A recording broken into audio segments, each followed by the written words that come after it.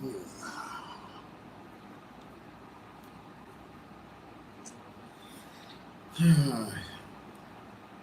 kí wa pé a máa tún kábọ̀ sí orí kan ní wa o.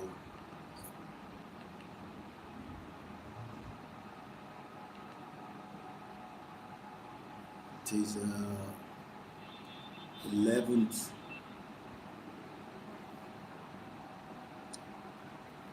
of August 2025 as we continue our campaign and our quest. Bit of adjustments. Oh boy, that's the problem if we're not using the software. We gotta get the adjustments right. I believe that should be okay. Let's adjust this a little bit as well. Bring it up back. Okay,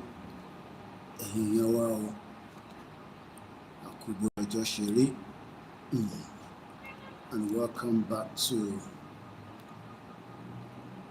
another day, another conversation. All right, now that we've got that set up, we still have a few more setup to do, and then I'll be so ọ̀pọ̀lọpọ̀ tí a ti fi bára wa sọ ní ọ̀sán yìí mẹ́wàá ṣẹlẹ̀ nínú Nàìjíríà 2027 is loaded. Insecurity is also loaded. So everything is happening simultaneously inside what is called Nigeria. So, and I welcome you all. At our live, and bí ẹ ṣe ń darapọ̀ mọ́ wa, ẹ máa bá wa, ẹ bá máa pín ètò yẹn and bring as many people in as well, so that kí gbogbo wa lè jàǹfààní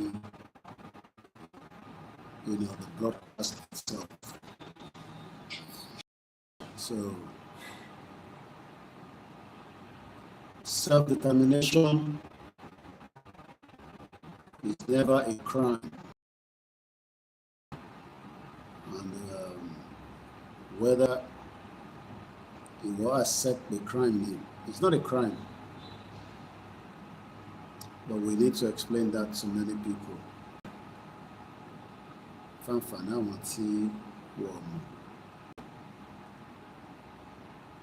So let us kickstart slowly and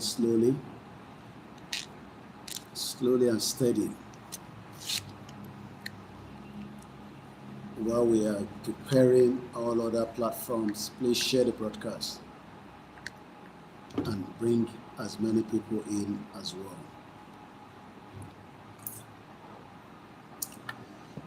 Yoruba self-determination.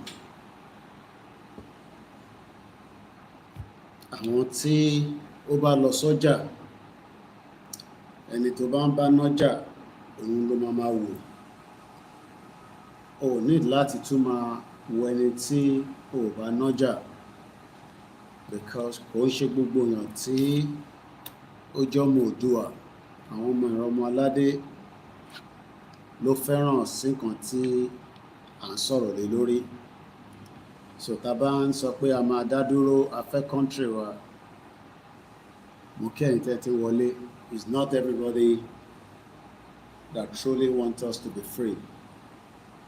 So that is the reason why tí a ṣe gbọ́dọ̀ lose focus, especially election tó ń bọ̀. So àwọn tí wọ́n máa sọ fún yín pé torí ọmọ kì í ṣèdí bẹ̀bẹ̀rẹ̀ ká gbélẹ̀kẹ̀ lọ sí ìdí ẹlòmíì, they are going to try to also bring a lot of people out torí nísìn wọ́n ti mọ̀ pé ọ̀pọ̀lọpọ̀ àwọn ọmọ Yorùbá ti mọ̀ títọ́ báyìí.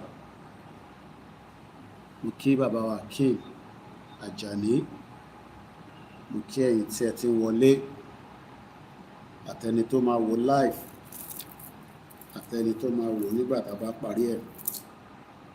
So bẹ́ẹ̀ ṣe ń wọlé lẹ́yọ kọ̀ọ̀kan ní méjì yẹn, ẹ jọ̀ọ́ ẹ máa bá wa gbé ọwọ́ lé share button kí ọ̀pọ̀lọpọ̀ náà lè jàǹfààní nǹkan sọ̀rọ̀ lé lórí.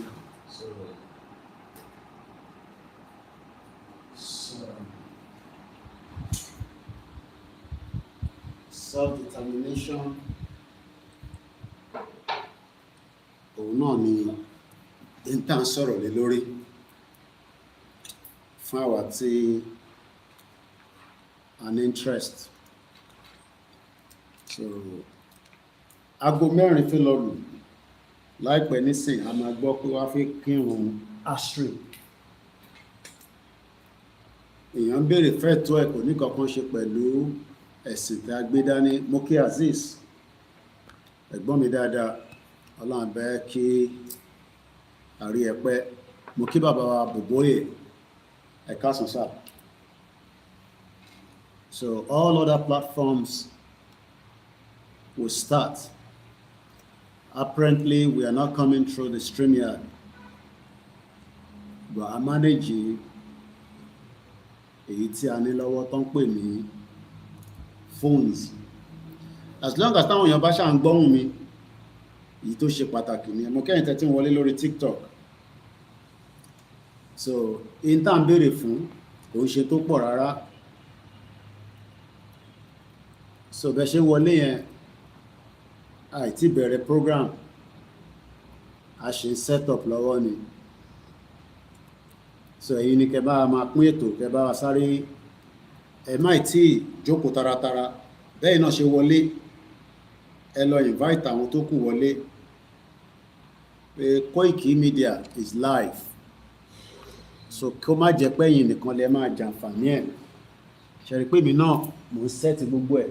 So ìsí mo ṣe set up yẹn, ẹ̀yin náà sáré lọ invite àwọn èèyàn, ẹ share link yẹn. Broadcast ò tí bẹ̀rẹ̀, so ẹ tí mi sì kankan, ẹ bá wa pín program yẹn.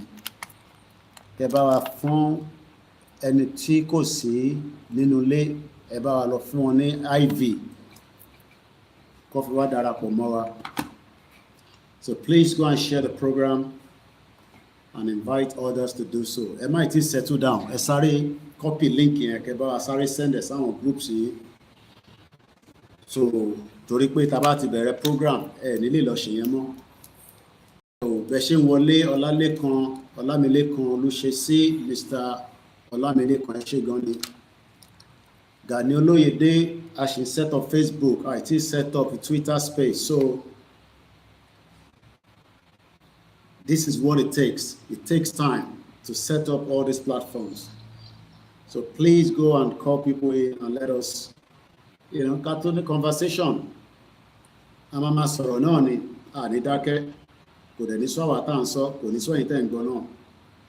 So about this self-determination is not a crime. Self-determination is never a crime. Èdè ni dé kí la wà lẹ́ni náà nínú rally tá ń bá lọ. Ta ló mọ dé wo la wà? Dé kí la wà? How many of you know the day that we are in? Dé kí ni a wà nínú rally tá ń ṣe? Ta ló ń fẹ̀mí bá lọ? What day are we in the rally? Day 62. Ẹ ṣé gan ni bàbá wa Gani Olóyèdé. A ti wà ní day 62. Adams Ọlámilékan mo rí ẹ̀ ń bẹ̀. Oríṣiríṣi ló ń lọ o. Àwọn kan ṣe ìyàwó, mo tẹ̀rí senator kan lọ ṣe bẹ́ẹ̀dẹ̀ l'Amẹ́ríkà, kò tẹ̀ lè ṣe bẹ́ẹ̀dẹ̀ fáwọn constituency ẹ̀ nílé, Amẹ́ríkà ló ti lọ ṣe bẹ́ẹ̀dẹ̀. Àwọn oníyẹ̀yẹ̀, ẹ̀yin tẹ́ wà lórí Instagram, a máa switch around because a fẹ́ lo phone yẹn fún another platform. Torí apparently nígbà tá a sanwó StreamYard, so wọ́n ti kick wa out, so a lè lo StreamYard lénìí. So ẹ̀yin tẹ́ wà níbí bá máa change, ẹ má bínú sí wa. ẹ má bínú, a máa start ní bíbá. So senator tó lọ ṣe birthday l'Amẹ́ríkà, a wà ní day 62. Àtútùrí ẹni tó ti dàbí kan wọ́n, ìyẹn náà wọ́n já sí wòwò ní báyìí. Kí ló dé tí wọ́n já kan wọ́n sí wòwò? Ṣé torí yẹn jọmọ Ìgbò? Àbí torí ó jẹ́ airline tó jẹ́ ti Ìgbò? Àwọn Ìgbò tẹ̀ gbàgbàkúgbà, wọ́n já woman yẹn sí wòwò ni. Wọ́n gbé gbogbo nǹkan síta ni o. Èèyàn mélòó ló ti rí fídíò yẹn? Ṣẹ̀rí pàwà Yorùbá tẹ̀ ṣì wà reserve. Ṣẹ̀rí yàtọ̀ nínú èyí tó ṣẹlẹ̀ ní Àbújá àti tó ṣẹlẹ̀ nílẹ̀ Ìgbò. Àná àtúnṣe ìyàkọ́ náà, ẹ̀rí báwọn ìyàtọ̀ ọ̀hún. Ẹ̀rí pé ẹranko làwọn yẹn. Wọ́n já woman yẹn sí wòwò ni lọ́sàn-án gan. Ó wá gbé gbogbo kìíní síta. Ọlọ́run ọba. At least ìtọ́ṣe fún wà sí wọ̀ já sí wòwò. Ìtàṣe ń sọ fáwọn èèyàn wa pé kì í ṣe kankan náà. Ẹ má tí farabalẹ̀, ẹ bá wa pín ètò yẹn, kọ́kọ́ lọ share link torí àìtí bẹ̀rẹ̀ program, àìtí pé anthem, àìtí start Facebook, link yẹn síta. In fact, your post about her already landed in the prison. So ṣẹ̀rí yàtọ̀ ẹni tó gba Guinness Book of Record tó dá plane dúró àti ẹni tí àmú tó ṣẹlẹ̀ nínú flight máa ń wà tense fáwọn àtàbá ń travel. Mo kí ẹwà rí jìnnàdù bàbá wa. Day 62 Koikimedia live, èní ní 11th. Kí ló ń pè èdè Yorùbá? 11 August 2025. Kí ni wọ́n pè ní èdè Yorùbá? Tí yàn bá fẹ́ sọ pé 11 August 2025, báwo la ṣe máa sọ? Mo kí àwa Tóyìn Akínlóye. Àìtí bẹ̀rẹ̀ ètò torí mo ṣe ń ṣe write up mi ní bíbá. So ẹ bá wa máa pín ètò yẹn. So ẹ bá mi kọ sínú comment section. Kí ni 11 August 2025 ní Yorùbá? Sometimes thinking that blood is thicker than water. President Tinubu, do you think he will give us Yoruba nation? Question mark. Blood is thicker than water. If you got a man son here, blood, ẹ̀jẹ̀, is thicker than water. Ẹ má ti settle down, ṣe sáré lọ wọnú àwọn groups yìí kẹ́ bá wa lọ jù síbẹ̀. Kẹ́ tó máa settle down. Ọjọ́ 11 oṣù kẹjọ, okay? À ń débẹ̀ díẹ̀díẹ̀. Ẹ jẹ́ ká kọ sílẹ̀. Ṣé gbogbo èèyàn gbà? Ṣé ìtọ́sọ yẹn so correct? Wọ́n ní ọjọ́ 11 oṣù kẹjọ. Ṣé bàbá wa yẹn gbà? Ọjọ́ 11 àbí ọjọ́ kan. A máa kọ́lẹ̀ èdè náà ní bíbá díẹ̀díẹ̀. Mo ní ariwo ọjà ni, kò ṣe gbogbo wèrè la máa dá lóhùn lórí social media. Tẹ́ bá dá gbogbo wọn lóhùn, èyí náà ti di ẹlẹ́dẹ̀ nìyẹn. Ìyẹn ní dá gbogbo èèyàn lóhùn torí pé kò ń ṣe gbogbo èèyàn ló ní. Bí wọ́n bá ń dá gbogbo èèyàn lóhùn, wọn ò ní jẹ́ débi tẹ́ ń lọ. Ẹni tó dẹ̀ wà ní homeland àtẹni tó wà níta, ẹ̀yà ọ̀tọ̀ọ̀tọ̀ ni wọ́n. Ṣé ti gbọ́ ọmọ Yorùbá kan tó ti sentence sí UK? Mo sọ fẹ́yìn tí ẹ wà ní Nàìjíríà, tẹ́ bá dé UK, tó bá lọ ń ṣe pé òun wá ọmọ tó máa lọ bá sùn tẹ́ẹ̀jọ ṣàdéhùn, ó máa gbé ẹ lọ sẹ́wọ̀n. So page wa kan tí a ní tán pè ní OLAYOMI KOIKI, 27 years in the UK. A máa bẹ̀rẹ̀ sí sọ gbogbo crime tó ń ṣẹlẹ̀ nínú UK kẹ́ lè mọ̀ pé kò ń ṣe Nàìjíríà ní crime wà. So a ti ń ṣe kò ní ju bí 7 minutes 10 minutes. Ẹ lọ subscribe. A máa ju fídíò síbẹ̀, àti ju méjì síbẹ̀. Ọlọ́pàá tó sexually molest èèyàn ní ìgbà tó travel. Àìmọye ọlọ́pàá tó tọwọ́ bọ̀ dí àwọn èèyàn tó bá gbé dé prison. ṣé ti rí ẹni tó gbé jáde nínú Nàìjíríà ní Akwa Ibom, wọ́n gbé nǹkan jáde, wọ́n gbé nǹkan síta, wọ́n ní Nigeria na condemned country, oríṣiríṣi orúkọ. Kí ló dé tí a wà live níbi méjì àti okay ọ̀tọ̀ọ̀tọ̀ ni. So ẹ lọ darapọ̀ mọ́ page wa yẹn, a máa sọ̀rọ̀ nípa ọmọ Yorùbá yẹn, wọ́n ti sentence ẹ̀ láti 2022 ní kéèsì yẹn ti ń bọ̀. Sọ̀rọ̀ tá máa sọ máa pọ̀ lénìí, ẹ má wá gbàgbé iléeṣẹ́ ní bíbá yóò kì í ṣe vblog, bíbá yóò kì í ṣe very dark man, kò ń ṣe gist lover, kò ń ṣe Túndé Ednut, kò ń ṣe Linda Ìkejì. Wọ́n ní if na Wasiu they respect him, wọ́n já obìnrin yẹn sí wòwò. Ẹ jẹ́ sáré ka ọjọ́ wo la wà lọ́dún ìyẹn ló important, ìyẹn mo fi sáré mú jáde, mo fi kọ síta ni o. Orúkọ tèmi ni Ọláyọmí Kóìkì, ẹ bá mi pàdé rí àkọ́kọ́ tẹ máa bá mi pàdé, èmi náà ni agbẹnusọ Ìgbòho. Kí lẹ pé ọjọ́ ìdẹ́ 2.2 yàtọ̀ sí tòkè o, ọjọ́ 11, ẹ̀yin ò kọ́ dáadáa, ẹ gbọ́ Yorùbá. Bàbá wa Adéníyì, ẹ̀yin náà gbọ́ Yorùbá jàre, ó rà pé bàbá wa Rahim ló gbà. Ọjọ́ 11 oṣù kẹjọ náà, kí ni 2025, ó rà pé wọ́n sọ 2025 yẹn fún mi níjẹta. 2,250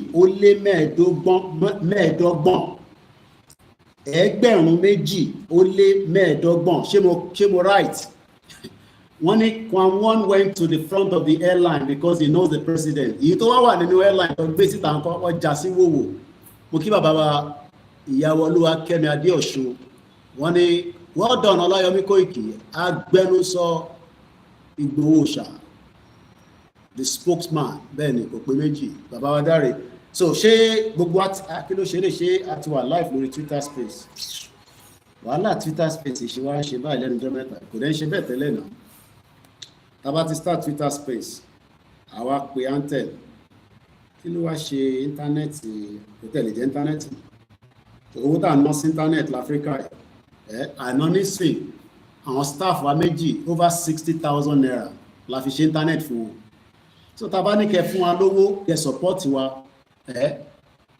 kò ń ṣe torí èmi.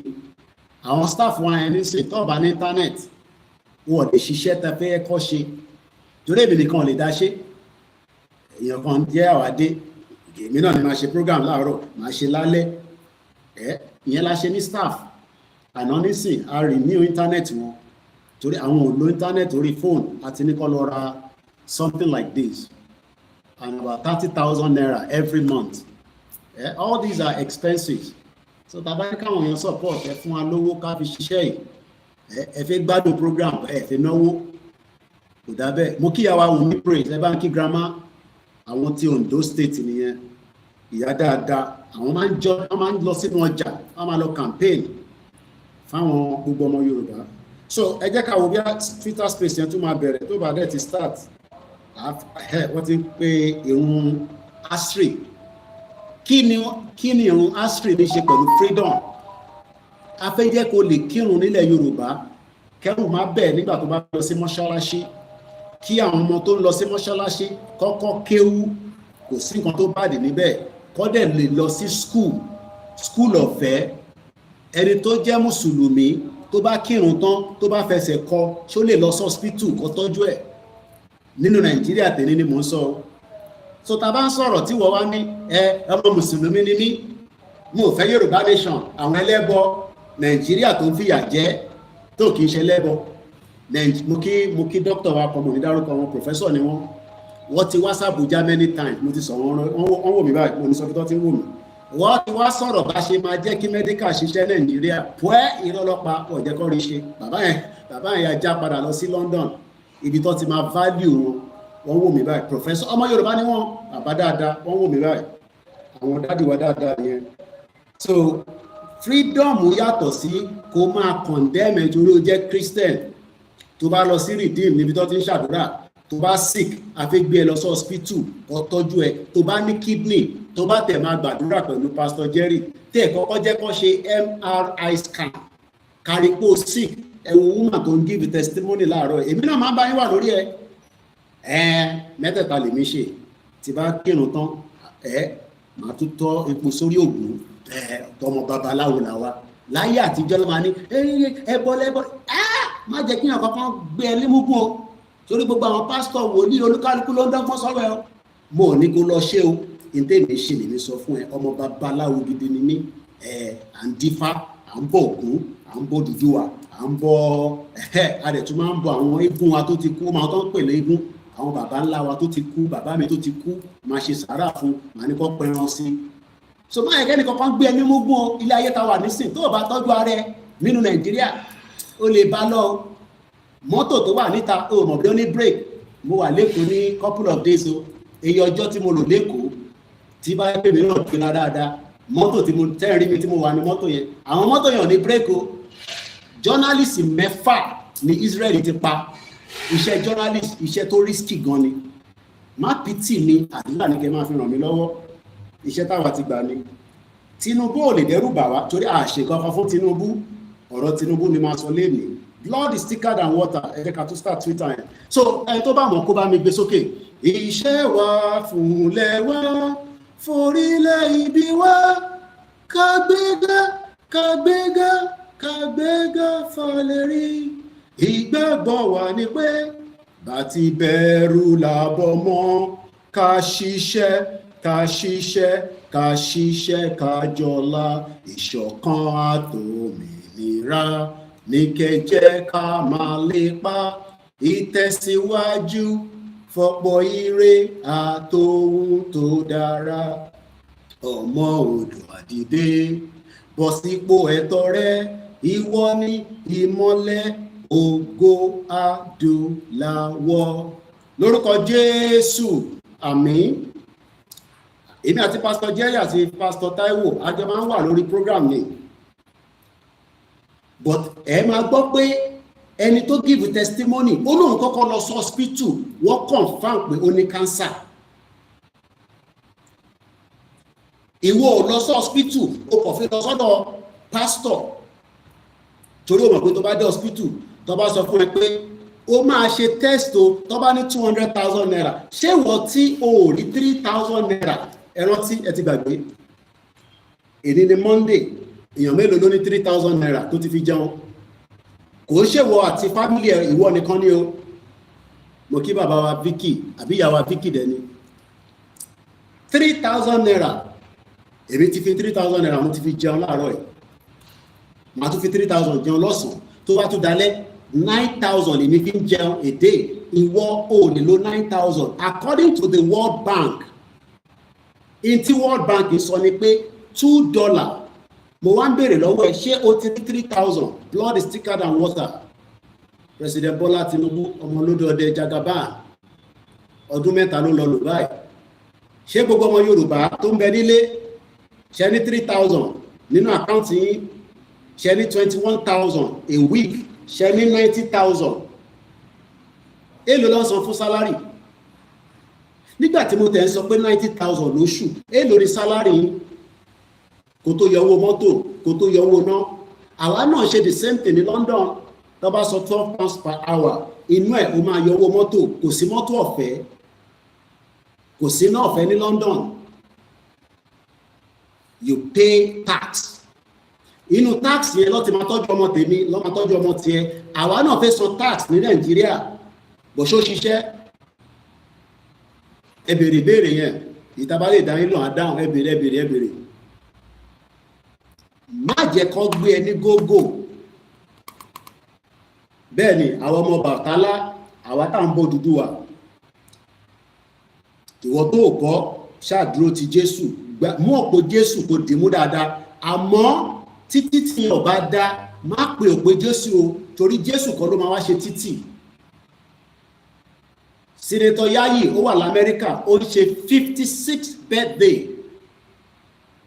ó ní right tó bá jẹ́ pé normal citizen ni but for the fact pé public servant ni a gbọ́dọ̀ pay attention ẹ̀ Senator Yayi ó ń celebrate 56th birthday ṣé public money ló ná àbí private money tiẹ̀ ṣòwò constituency project tó fi lọ ṣe birthday ẹ bá mi bèrè lọ́wọ́ ẹ̀ ó kúrò lẹ́kọ̀ọ́ lálẹ́mọ̀ṣọ́ ó tún sá lọ sógùn state torí òun náà fẹ́ràn kó fẹ́ jẹ gọ́fúnà.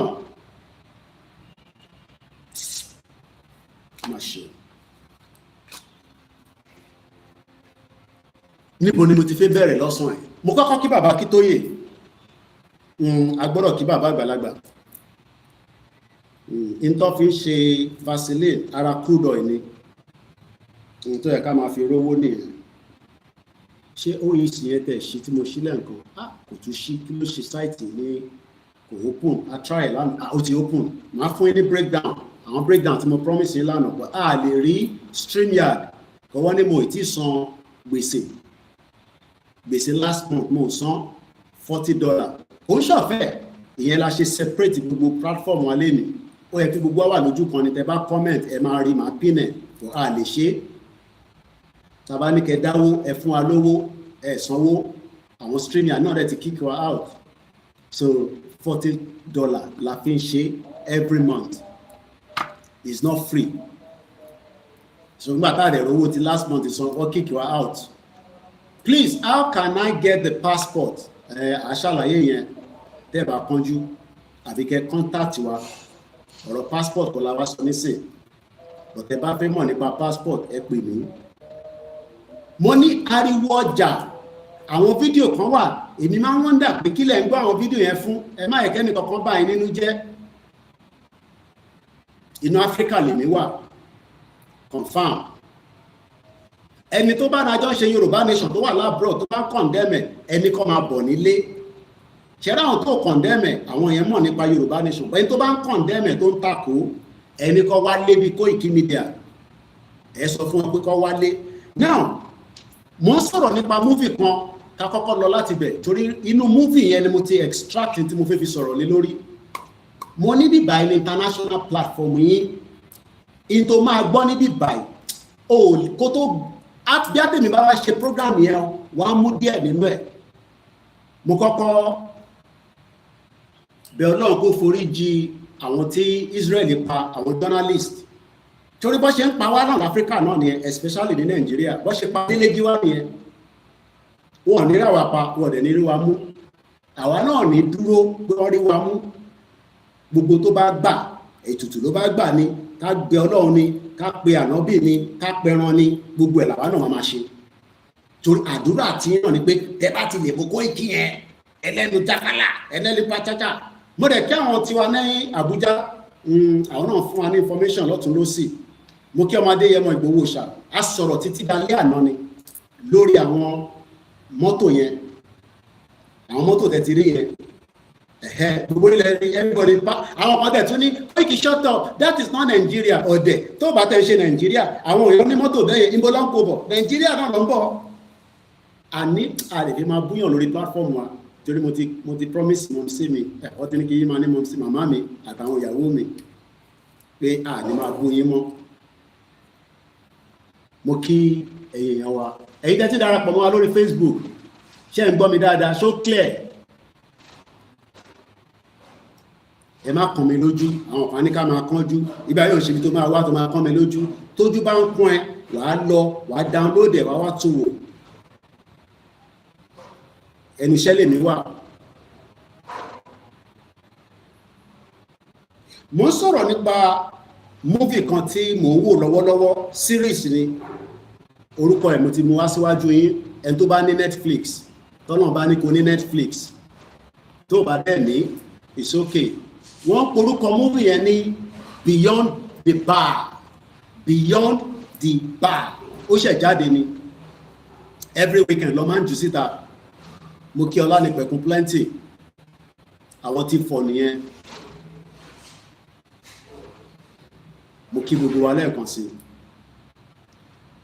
series tí mo wò tí mo sọ̀rọ̀ ẹ̀ nípa ẹ̀ pé ọmọ kan tẹ bá rántí tẹ bá ń follow platform wa dáadáa tí mo ní mọ́tò yẹn ò gbọ́mọ yẹn mọ́tò yẹn súnmọ́ bọ̀ kò kọlù but ọmọ yẹn went into shock mode pé mọ́tò gbà báwo la ṣe fi ṣàlàyé Nàìjíríà fáwọn èèyàn many of ọmọ Yorùbá nítorí pé ẹ wo Nàìjíríà pé ẹ̀yin bẹ̀ lọ bí wa sí birth certificate mi Nàìjíríà ni, passport tí mo ní lọ́wọ́ Nàìjíríà ni, I am a Nigerian, kò sẹ́ni tó bẹ́ẹ̀ argue. But ṣó mọ̀ pé inú shock mode ló wà, because inú mọ́tò tó wà tó ń pè Nàìjíríà yẹn bí àṣà bàbá Èkìtì kò lọ síwájú kò lọ sẹ́yìn, omi adá ẹ bá mi kọ sínú comment section kí n má tàbọn torí Yorùbá tèmi náà mo fẹ́ kó máa improve. ṣó dẹ̀ mọ̀ pé omi tí kò lọ sójú kan tí kò ṣàn àkekèé máa wà níbẹ̀, aláǹgbá máa wà níbẹ̀. ìjọ rẹ̀ ti rí aláǹgbá gbẹ̀yìn, ọmọ oríṣiríṣi ni mo rí nínú Áfíríkà yìí o. mo wo aláǹgbá títí bẹ́ẹ̀ aláǹgbá lélẹ̀, ìjọ wọn ti rí aláǹgbá gbẹ̀yìn ní London. aláǹgbá torí ẹ wọ́n ní gbogbo aláǹgbá ló dánú délẹ̀, èyí tí inú wọn àmọ́ inú Áfíríkà ló ti máa rí aláǹgbá, ó rí aláǹgbá ní London. mo kí ọlá ní pẹ̀kún plenty. kí lẹ sọ sà, kí wọ glasses mi. omi adágún, bẹ́ẹ̀ ni omi adágún. mọ́tò ò gbá ọmọ kékeré yẹn, wọ́n wá ń béèrè pé báwo ni ọmọ yẹn ṣe go into shock mode. ọmọ yẹn went into shock mode, ó paralyze lẹ́sẹ̀kẹsẹ̀. mọ́tò lélẹ̀ mò ń bọ̀ ẹ̀hàn kí n máa ń láìkì ẹni tó ń pè ní practical. ẹ̀mọ̀ pé tí bá wà London ló máa ń ṣe practical, ṣẹ̀jẹ̀ ká dìde díẹ̀ ká ṣe practical. mo ní mọ́tò lóòótọ́, èyí tẹ́ ń wò mí ṣe rí èèyàn lélẹ̀ mọ́tò ní mọ́tò máa ń bọ̀ gbá bọ̀ kò gbá mọ́tò yẹn ò kọlu ọmọ yẹn, but ọmọ yẹn rọ́ lẹ́sẹ̀. wọ́n wá ń béèrè pé ṣó possible pé ẹni tí mọ́tò ò gbá báwo ló ṣe rọ́ lẹ́sẹ̀. òun lọ̀rọ̀ Nàìjíríà. ọ̀pọ̀lọpọ̀ ẹni tó ń pè ní ọmọ Nàìjíríà kò mọ̀ pé inú ṣọ́ọ̀kì lòun wà tó ń pè ní Nàìjíríà. mọ́tò tí kò ní ṣiṣẹ́, kódà tá bá rántí the same pastor Túndé Bákàrè ó sọ fún gbogbo ọmọ Nàìjíríà pé òun rí vision pé òun àti Buhari àwọn jọ ń drive. ta ló rántí? èmi kọ́ mo sọ, I'm not making this up. ẹ ṣé gan ni bàbá wa Túnjí, wọ́n ní Koiki good to see you. tó ti pẹ́ tẹ́ ti rí mi ní follow wa nìyẹn bí ẹ ti ń pa owó níbi tẹ́ wà, ráyè Yorùbá nation mọ́. Buhari ní òun wa mọ́tò, ó wá fẹ́ gbọ̀nsẹ̀, ó fẹ́ tọ̀ rádà kò gbọ̀nsẹ̀ torí gbọ̀nsẹ̀ ní kí wọ́n fẹ́ yàgbẹ́. ó wá páàkì sórí hill, òun bọ́lẹ̀. Pastor Túndé Bákàrè wá ní nínú vision yẹn àwọn rí pé mọ́tò yẹn lè lọ slope, ó lè wá sísàlẹ̀ pé káwọn páàkì dáadáa kó wà lórí straight. nígbà táwọn wá bọ́ sí ẹ tó wá bọ́ sínú steering section, ó wá rí pé kò sí steering, kò sí brake, kò sí handbrake. ó wá ń béèrè lọ́wọ́ rẹ̀ pé báwo ni Buhari ṣe ń wa mọ́tò yìí. bàbá mi Túndé, bàbá mi Túnjí, wọ́n ní Koiki kí ló fi sọ̀rọ̀, ìwọ náà ló ní ká fún ẹ lówó. àwọn fagboro London ò yí sí, wọ́n ní London lágbára, ó ní agbára débi pé sórí ìwọ tí nǹkan ọmọkùnrin ẹ tó fi jẹ́ kó dúró, ìwọ tó ṣẹ̀ dé tó ń wá àwọn ọmọ tí ìgbà ìyá wọn dúró yẹn, ìkan wọn ti fún ní prison báyìí nísìnyí last month, a máa sọ̀rọ̀ débẹ̀. wọ́n ti sentence ọmọ Yorùbá ní 5 years ló máa ṣe lẹ́wọ̀n, ó ṣeéṣe kó ṣe 2.5, wọ́n tún máa deport ẹ̀. 2021 ló dé London on a student visa. nígbà tí kò jẹ́ kí ní ìsàlẹ̀, tí kò jẹ́ kó ṣiṣẹ́ kó dúró níbi tó yẹ kó dúró sí. ó rò pé yìí táwa náà wà bẹ̀ fún 27 years ni. mo kì í dáadáa, London lágbára lóòótọ́, but lágbára Elédùmarè á ṣe ṣe fún wa níbẹ̀. kí ni mo fẹ́ fààyàn bẹ́ẹ̀ ni pé reason tí ọmọ Nàìjíríà tó pé rẹ̀ ní Yorùbá ṣe ń believe pé mọ́tò táwọn wà tó ń pè Nàìjíríà yìí ó ń tẹ̀síwájú nítorí pé sometimes a máa ń rò pé a máa ń ronú pé blood is thicker than water. ṣèbí nǹkan tó máa ń sọ nìyẹn. nínú múfì yẹn episode tí mo tún wá wò ní àná, mo tún wò lénìí, wọ́n wá ń jẹ́ kó yé wa pé sometimes thinking that blood is thicker than water, irọ́ lápá. irọ́ bàbá irọ́ ló wà níbẹ̀. ẹni tó ò mọ̀ rí ó bẹ́tà kó sọ títọ́ fún ẹ than ẹni tó ń sọ fún ẹ pé Jagaban, Dàpọ̀ Abíọ́dún, gbogbo wọn yẹn gbogbo wọn lọ rí jàǹbá tó ń ṣẹlẹ̀ nílẹ̀ Yorùbá lẹ́ni. Àwọn dẹ̀ ń sọ pé blood is thicker than water. Irọ́ ló ń pa. Sometimes ẹni tí o expect ló máa jáde la máa sọ fún ẹ pé ọ̀nà báyìí ní ká gbà, òun ni problem tá à ń fèsì báyìí. Ẹ ṣì ń rí àwa tá à ń sọ pé ọ̀nà báyìí ẹ fẹ́ accept because ọmọ kì í ṣèdí bẹ̀bẹ̀rẹ̀ ká wá gbélẹ̀kẹ̀ sí díẹ̀ ká má lọ gbé sídìí Àtíkù àti Peter Obi. Mò ń bọ̀ níbẹ̀ kí n clear table yẹn kíákíá lórí tọmọ kékeré yẹn. Mo ti fi yẹn ṣe program, mo kàn ń ṣe summary ẹ̀ kíríkìlì ni. Èmi bá lọ wọ́n ń béèrè pé báwo ni ọmọ tí mọ́tò ò gbà báwo ló ṣe di pé ó paralyze. Ó wá rí pé inú brain ló wà. But kí nǹkan tó wá sínú brain tí kò ní function, mo kí Ẹyẹmí Fátókè ẹ̀gbọ́n mi dáadáa, mo kí bàbá wa Ọládélé Christopher. Wọ́n ní Mr. Koiki, Pastor Bakare sọ bẹ́ẹ̀ o ní àwọn ọdún mélòó kan sẹ́yìn. Èmi ò ní wá sọ tí Pastor Túndé Bakare ò sọ, òun náà ló sọ náà orí Buhari mọ́tò tó wà kò ní break. Báwo ni Buhari ṣe tó wá gbé Nàìjíríà débi tó ń lọ? Inú mọ́tò yẹn ní gbogbo àjọ wà pẹ̀lú Buhari for 8 years ní àjọ wà pẹ̀lú Buhari nínú mọ́tò Nàìjíríà. Àwọn òbí tó dá sí báyìí nísìn, Tinubu wá gbé mọ́tò yẹn báyìí nísìn. Tinubu wá ní ó dá kò ní steering, ẹ bá mi lọ wá steering sí, ká kọ́kọ́ fi steering sí. Àbí that is what Tinubu is doing now, because Tinubu sọ fún wa pé nígbà tó ń dé òun realize pé Buhari ò ṣe nothing fún ọdún mẹ́jọ, àkóbá àdábá ni, but òun máa try best òun 8-point agenda, òun máa kó gbogbo ẹ̀ wá. Ó dá ẹ kọ́kọ́ bá wa ṣe steering sí mọ́tò. Ẹ mọ̀ kí tí mọ́tò bá dẹ̀ ti ní steering, ọ̀tọ̀ ní kó ní steering, ọ̀tọ̀ ní kí táyà yẹn kọ́ align ẹ̀, torí pé ibi tí Tinubu náà ń drive lọ báyìí nísìn wọ́n ti ṣe steering, wọ́n gbé táyà yẹn, wọ́n gbé mẹ́rẹ̀ẹ̀rin sí lóòótọ́, gbogbo align ẹ̀. Ẹni tó bá wa mọ́tò ní London tó o bá ṣe MOT, kò ń ṣe gbogbo Nàìjíríà, gbogbo mọ́tò tó wà Nàìjíríà àti tuntun àti second hand gbogbo ẹ̀ condemn ni gbogbo ẹ̀ ni mo rí nígbà tí mo lọ sí Èkó. Bọ̀ ní London wọ́n á sọ fún ẹ pé ṣó ti lọ ṣe kí lẹ́ ń pè é, èyí tẹ́ wà London tẹ́ máa ń drive, mo ti péjọ mẹ́ta tẹ́mi ti drive. Aligning wheel, wà lọ align wheel yẹn, torí pé kó má jẹ́ pé ìwọ rò pé mọ́tò yẹn lọ straight báyìí but apparently mọ́tò yẹn báyìí ló ń lọ, but ìwọ ló ń rò pé ó lọ straight. Wà á lọ ṣe wheel alignment, wà á lọ ṣe wheel alignment. Àwọn rò pé Tinubu òun náà ti ń drive mọ́tò yẹn nísìn, àbí blood is thicker than water. Ọmọ olódò ọdẹ ó ti ń drive Nàìjíríà lọ báyìí. Ọmọ mọ́tò yìí dùn gan-an. Àwọn ọmọ Yorùbá ti ń gbádùn, kò tẹ̀ sí problem mọ́ ní baba ńlá. Koiki kan parọ́ ni, ráìsì ti cheap gan báyìí, ọmọ gbogbo yẹn ti ríṣẹ́. Kí ni Koiki kan sọ báyìí? Ọmọ ìyẹn ọmọ Yorùbá ẹ má dà Koiki lóhùn, blood is thicker than water, èmi ní kẹtẹ̀lé o. Tinubu náà ti wá ń drive mọ́tò báyìí. Bọ̀ bó ṣe ń drive mọ́tò yẹn tó ń gbé bọ̀ ní ọ̀nà Èkó láti Àbújá, àṣẹ mọ́tò yẹn ọ̀nà Kaduna ló ń drive lọ. Bọ̀ Tinubu mọ̀. Torí pé Tinubu ò lè àdírẹ́sì gbogbo problem tó wà nínú Nàìjíríà, nítorí pé àwọn tó ń bẹ nínú Nàìjíríà, àwọn tó mọ̀ nípa Nàìjíríà, wọn ò ní jẹ́ kí Tinubu rí drive. Tó bá tẹ̀ wá drive dé Èkó tó bá di 2031 wọ́n bí dá kó sọ pé òun tó fẹ́ lọ lẹ́ẹ̀kan sí, ó gbọ́dọ̀ gbélẹ̀, ó gbọ́dọ̀ hand over sílẹ̀. If not, ṣe rí àwọn mọ́tò tẹ̀rí yẹn, àwọn fire weapon yẹn, àwọn mọ́tò kọ̀ọ̀kan, chief sọ fún mi lánàá pé ó kéré jù, we are looking about 300 million naira, and we are talking about 15 of them ní a fi wọ̀nyí lánàá. We are talking about 15 of those vehicles.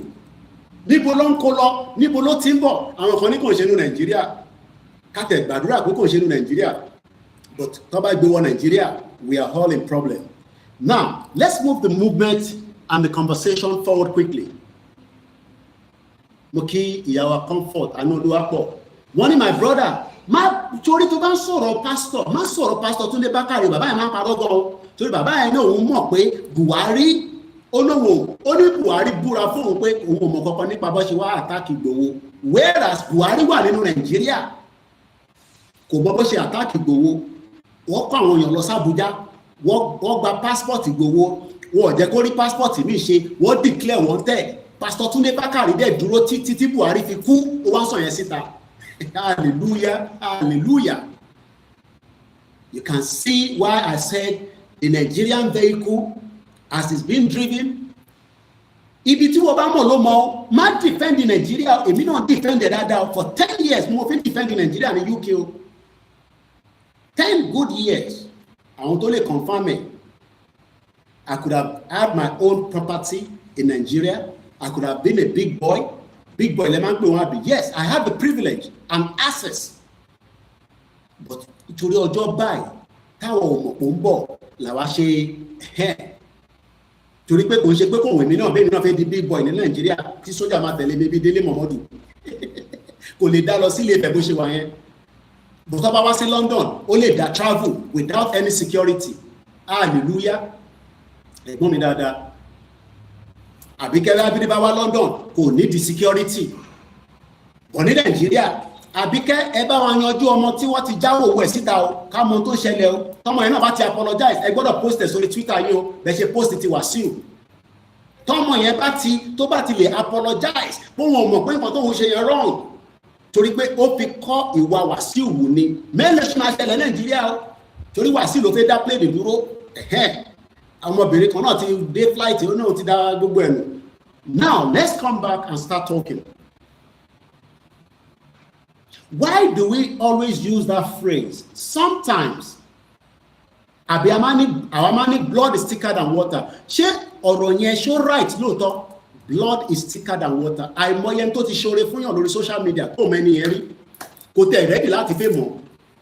Ó ṣoore yẹn ó bójú ẹ̀yìn ni tó bá tún pè padà má ẹ bá sọ pé mo ṣoore fún ẹ mo mọ̀ ẹ́ rí ìtọ́lọ́run ní kí n ṣe fún ẹ nìyẹn. Ṣé Tinubu máa ṣoore Yorùbá nation fún wa? Mo ń bèrè ní o question ẹ mọ̀ fún àwọn journalist a máa ń bèrè àwọn question tó lè da brain àwọn èèyàn rú. Ṣé President Bola Ahmed Tinubu ṣó máa ṣe Yorùbá nation tá à ń fẹ́ yìí Odùduwà republic ṣó máa ṣe fún wa? I am not talking about restructure torí kò sí tó kàn mí pẹ̀lú restructure àfẹ́ restructure gbogbo yẹn o lè ní irọ́ ni kò sí nǹkan kan tó ń jẹ́ restructure wọ́n ní restructure Nàìjíríà. Full self-determination, full control of our border. Tàbá restructure a ṣe sọ pé àwọn ẹ̀yà tó kù wọ́n ní right as being part of Nigeria kọ́ wá sínú Nigeria. Ẹ jẹ́ káwọn ẹ̀yà yẹn náà máa ṣe bọ́ ṣe fẹ́ lọ sí Kenya tó máa lọ gba visa. Àìmọye èèyàn kan lówó Nàìjíríà nísìn. Ṣé ilé ayé ni gbogbo wa wà? Ó ní owó, ó ní kùn bẹ̀m̀bẹ̀ báyìí, ó máa ń ṣe báyìí. A wà nínú private jet, wọ́n bí dákó lọ Amẹ́ríkà níbi tó ti ń ṣe ìyàwó nísìn. Àdárúkọ o. Kí ló dé tí kò ṣe lọ sí Amẹ́ríkà? This is why we are calling for a country. Stupid people. Poor bastard. Àwọn ọmọ àlè. A máa dẹ́rù báyìí nínú Nàìjíríà. Ó ń ṣe báyìí. Kí ló dé tó lọ sí Amẹ́ríkà nísìn? Ṣèbọ́ ọ̀rẹ́ ló ń ṣe wedding. Kí ló dé tó lọ sí Amẹ́ríkà? Why are we like this? Kí ló dé tá a fi gbọ́ràn? Bọ̀ nínú Nàìjíríà nísìn. Tàbá ní ká pín Nàìjíríà. Kí irú ẹni bẹ́ẹ̀ náà wá fi visa wọlé. Kó wá fi permit wọlé. Wọ́n náà wọ́n fẹ́ bẹ́ẹ̀. You can see why èèyàn kan tún bẹ̀rẹ̀ pé who is this? Ẹ̀yin ò sí Nàìjíríà ni. Àwọn dárúkọ tó délẹ̀ kò ṣe pẹ́rù bá mi fún. Ṣé mo lè dárúkọ ẹni tá lóhun tí mo lè dárúkọ? Ọ̀rẹ́ Davido ni mò ń sọ. Bàbá Chioma kò lè lọ́wọ́ ọmọ ẹ̀ tó ń ṣe wedding l'Amẹ́ríkà. Ó ti gba visa rí, ó ń misuse visa yẹn, wọ́n revoke ẹ̀. In tó ń pè ní country nìyẹn. Many of you don't understand the reason why we are asking for Yoruba nation. Bàbá Chioma ìyàwó Davido kò lè dá Amẹ́ríkà ó ti dá Amẹ́ríkà rí wọ́n revoke visa ẹ̀ o mọ̀ why because ó abuse visa yẹn. This is why we want a country so that we can control our border. Ìyẹn kan ní English brother thank you you go try that English. I don't know whether that one go fit work o. And this place no be Mayegun general. This place na Yoruba platform. If you understand small, you sit down. If you don't understand, I no fit help you. This is why I don't have a problem with the Igbos.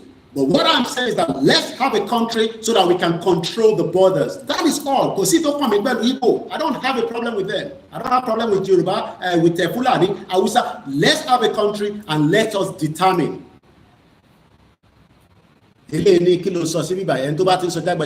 Imagine putting problem in this Yoruba nation. You talk too much. okay mo ti gbọ́, bye, thank you, au revoir. Irú ẹ̀kọ́ là ń wá níbi ìbámọ́ Fúlàní.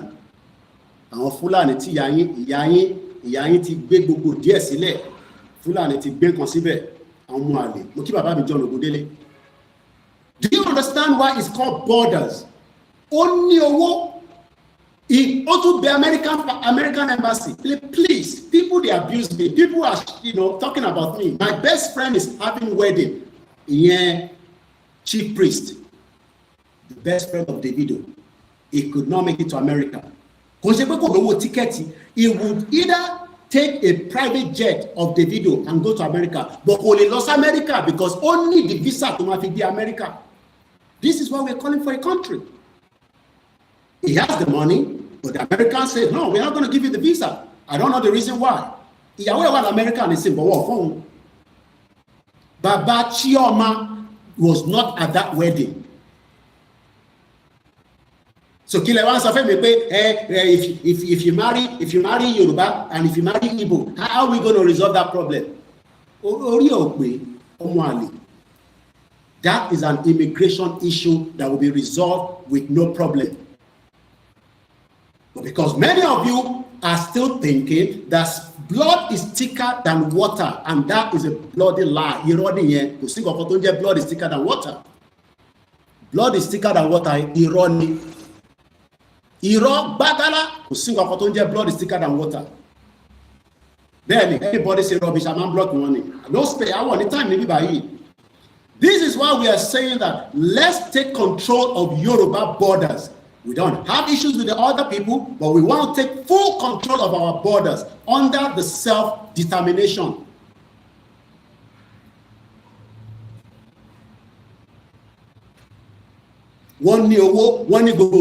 Even Davido could not plead with the American government to issue back visa to his mother-in-law and to the best friend. Shebi Davido ní influence. Ṣèbó ní owó lọ́wọ́ kò ṣe sọ fún American embassy pé ẹ bá mi issue visa fún chief priest ọ̀rẹ́ mi dáadáa ni, and I want him to attend my wedding. You can see why we're telling lies to ourselves that we are one country. We will never be one country because there is differences between us.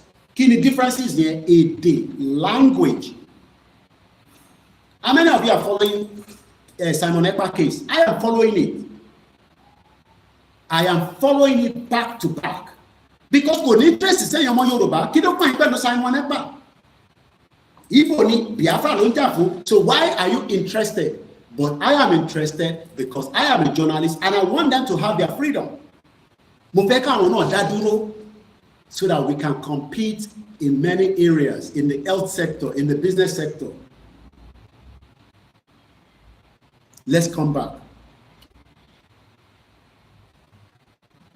The movie tí mo wò yẹn, òun ni mo fẹ́ fi gbé program ìwọlé ní sí dáadáa.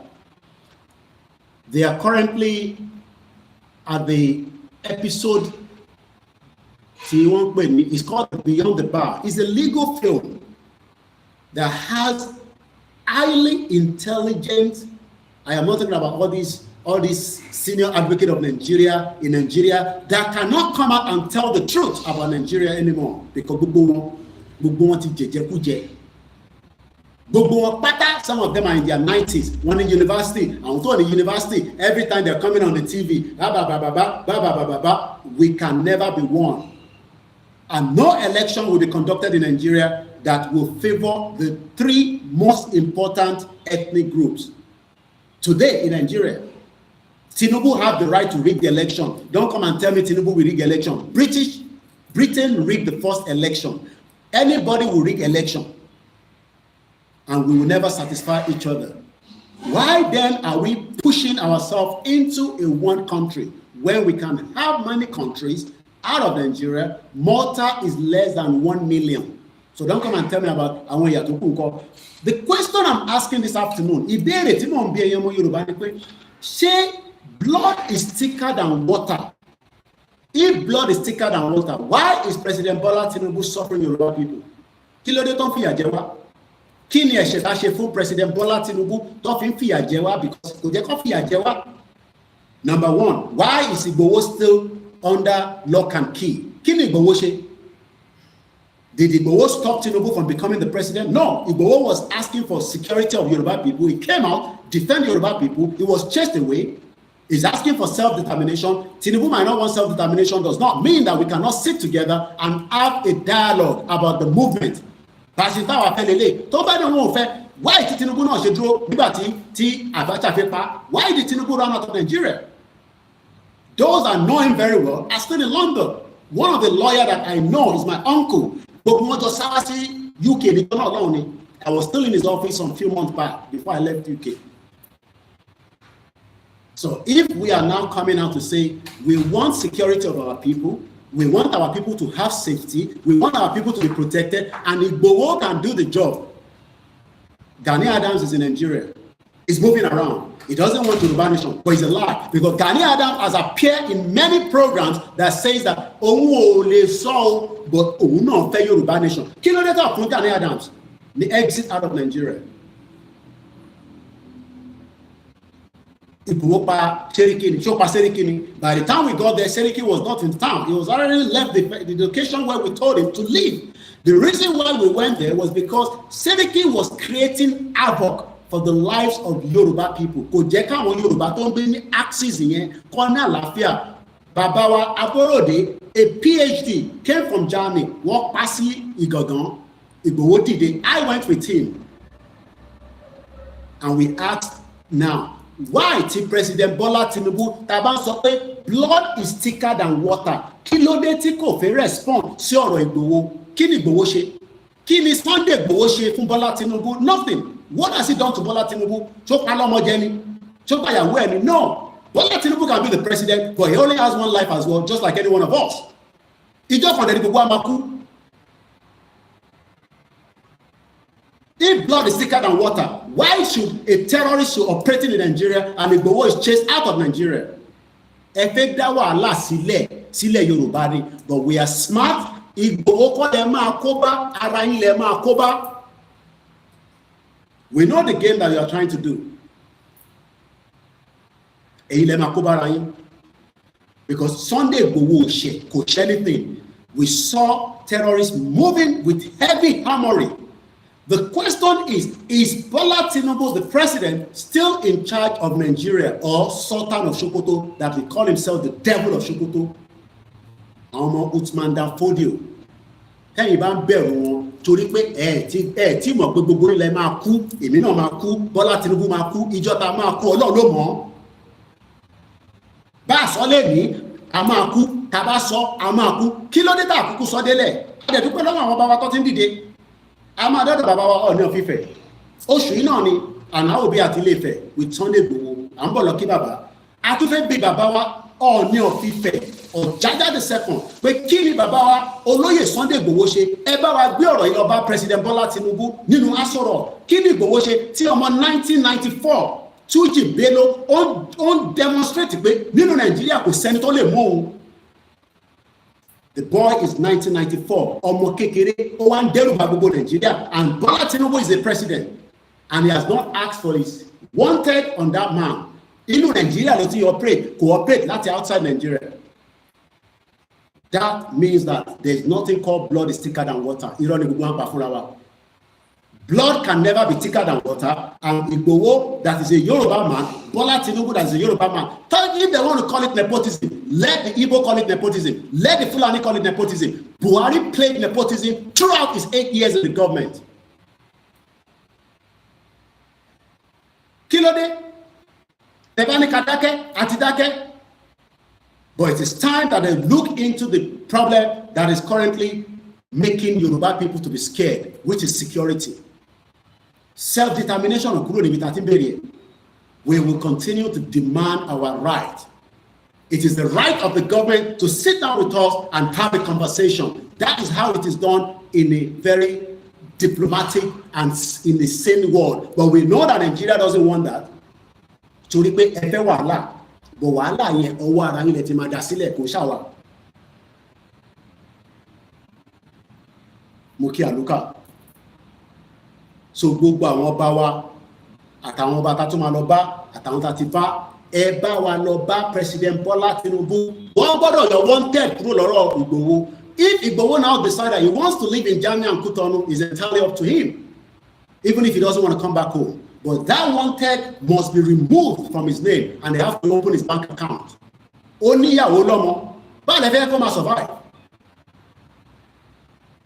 We see how the armories are being taken out of the military barracks by the terrorists. Àríbọ̀ṣe attack àwọn èèyàn tó ń gba ransom 1 million. Do you know what 1 million can buy? 1 million will buy enough, at least ẹ̀pà tó ń pè ní bullet. Tó o bá tẹ̀ ra AK-47. Kí ló dé? Kí ló ṣẹlẹ̀? Kí ni Ìgbòho ṣe? Kí ni nǹkan tí Ìgbòho ṣe tí gbogbo wa dákẹ́? Tó bá jẹ́ ọmọ tiẹ̀ ni wàá fi Ìgbòho sílẹ̀. Tó bá jẹ́ brother tiẹ̀ ni wàá fi Ìgbòho sílẹ̀. Ọ̀rọ̀ Ìgbòho yìí nígbà fúnjọba ẹ gbọ́dọ̀ look into it, because terrorists ò lè máa operate kọ́ máa dẹ́rù bá wọn èèyàn. Tí Gani Adams ò dìde, Ìgbòho dẹ̀ náà fẹ́ dìde. Ó tún sọ pé ẹ fún òun ní èèyàn òun á bá ṣiṣẹ́. Kí lẹ tún fẹ́ jù yẹn lọ? Kí lẹ tún fẹ́ jù yẹn lọ? But ẹ fẹ́ jẹ́ kí a bẹ̀rẹ̀ sí dá wàhálà sílẹ̀ kẹ wá pé Ìgbòho ní terrorist, irọ́ lẹ pa àti gbọ́n. Èlé ò ṣe 2021 mọ̀. Ṣé rántí pé bẹ́ẹ̀ ṣe kọ́kọ́ wá sílé nìyẹn kí Buhari kó tó wá àtà tí ẹ rán wọn many military personnel ẹ rán wọn wá. Ẹ rò pé àwa máa pààyàn sí yín lọ́rùn, nípa anybody lọ́rùn, torí pé we know that under the legal right in tí Ìgbòho ṣe kò ṣe crime. And it is time that all the kings in Yoruba land rise up and speak against this injustice. If truly táwọn bàbá sọ pé blood is thicker than water, if otherwise kò sí kankan tó ń jẹ́ blood is thicker than water, irọ́ lẹ fi ń pa fún wa. And that's why when I watched that movie, I realized, according to the episode Tinubu, Beyond the Bar, a young, rocky lawyer with a strong sense of justice. What I am fighting for is justice for not Igboho, but justice for every single human in Nigeria, but most especially the Yoruba tribes. A gbọ́dọ̀ béèrè ẹ̀tọ́ wa. Ẹ̀tọ́ tá à ń béèrè fún kò gbọ́dọ̀ pè wá ní terrorist, kò gbọ́dọ̀ pè wá ní ọ̀daràn, torí pé a commit any crime. In the last 5 years, we have not done anything that warrant our arrest or warrant us to be wanted. So wanted on Igboho needs now to be removed as quickly as possible. And it's entirely up to him whether Igboho will travel. We have seen that because it is Nigeria that is calling him wanted. He has a passport that he used to travel.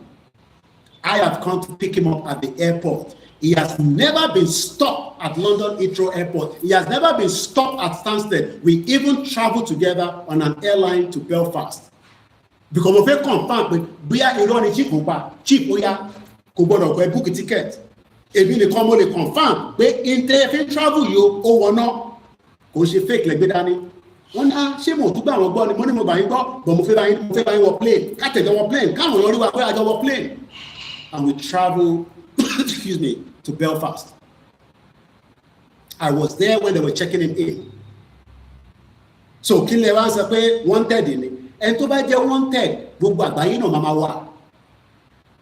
And this is why we're grateful to President Patrick Stallone for having it in the whole of humanity to realize that Igboho is not a criminal. And anybody that surrounds Igboho, they are not also a criminal. And that is why Igboho and Baba Akintoye have lived peacefully in Benin Republic. Every time he's around until he returned back to Germany to his children and the wife. Kí ló wá jẹ́ pé ilé tí bàbá ẹ̀ kò lè wọlé, kò ṣe pé kò lè wọlé, ẹ rò pé Igboho lè wọlé, ó lè wọlé. But like I said, ẹ fẹ́ pè ní ọ̀daràn yẹn, but àwọn ò ní jẹ́ kẹ́ pè ní ọ̀daràn mọ́, because Igboho will not misuse the power tọ́lọ́run fún, but is an intelligent man. Ó mọ̀ dájú pé President Bola Tinubu has what it takes to remove that wanted off his name. Tó bá mú Igbo kan forí lálẹ̀ pé Nnamdi Kanu wà níbẹ̀, it's entirely up to them. Káwọn èèyàn Nnamdi Kanu kọ́ dìde fún. tó bá wọn àwọn Fúlàní kó forí lálẹ̀. Let President Bola Tinubu prove to Yoruba people that blood is thicker than water lóòótọ́, if otherwise irọ́ ló ń pa fún gbogbo wa. Kò sí nǹkan tó ń pè ní blood is thicker than water.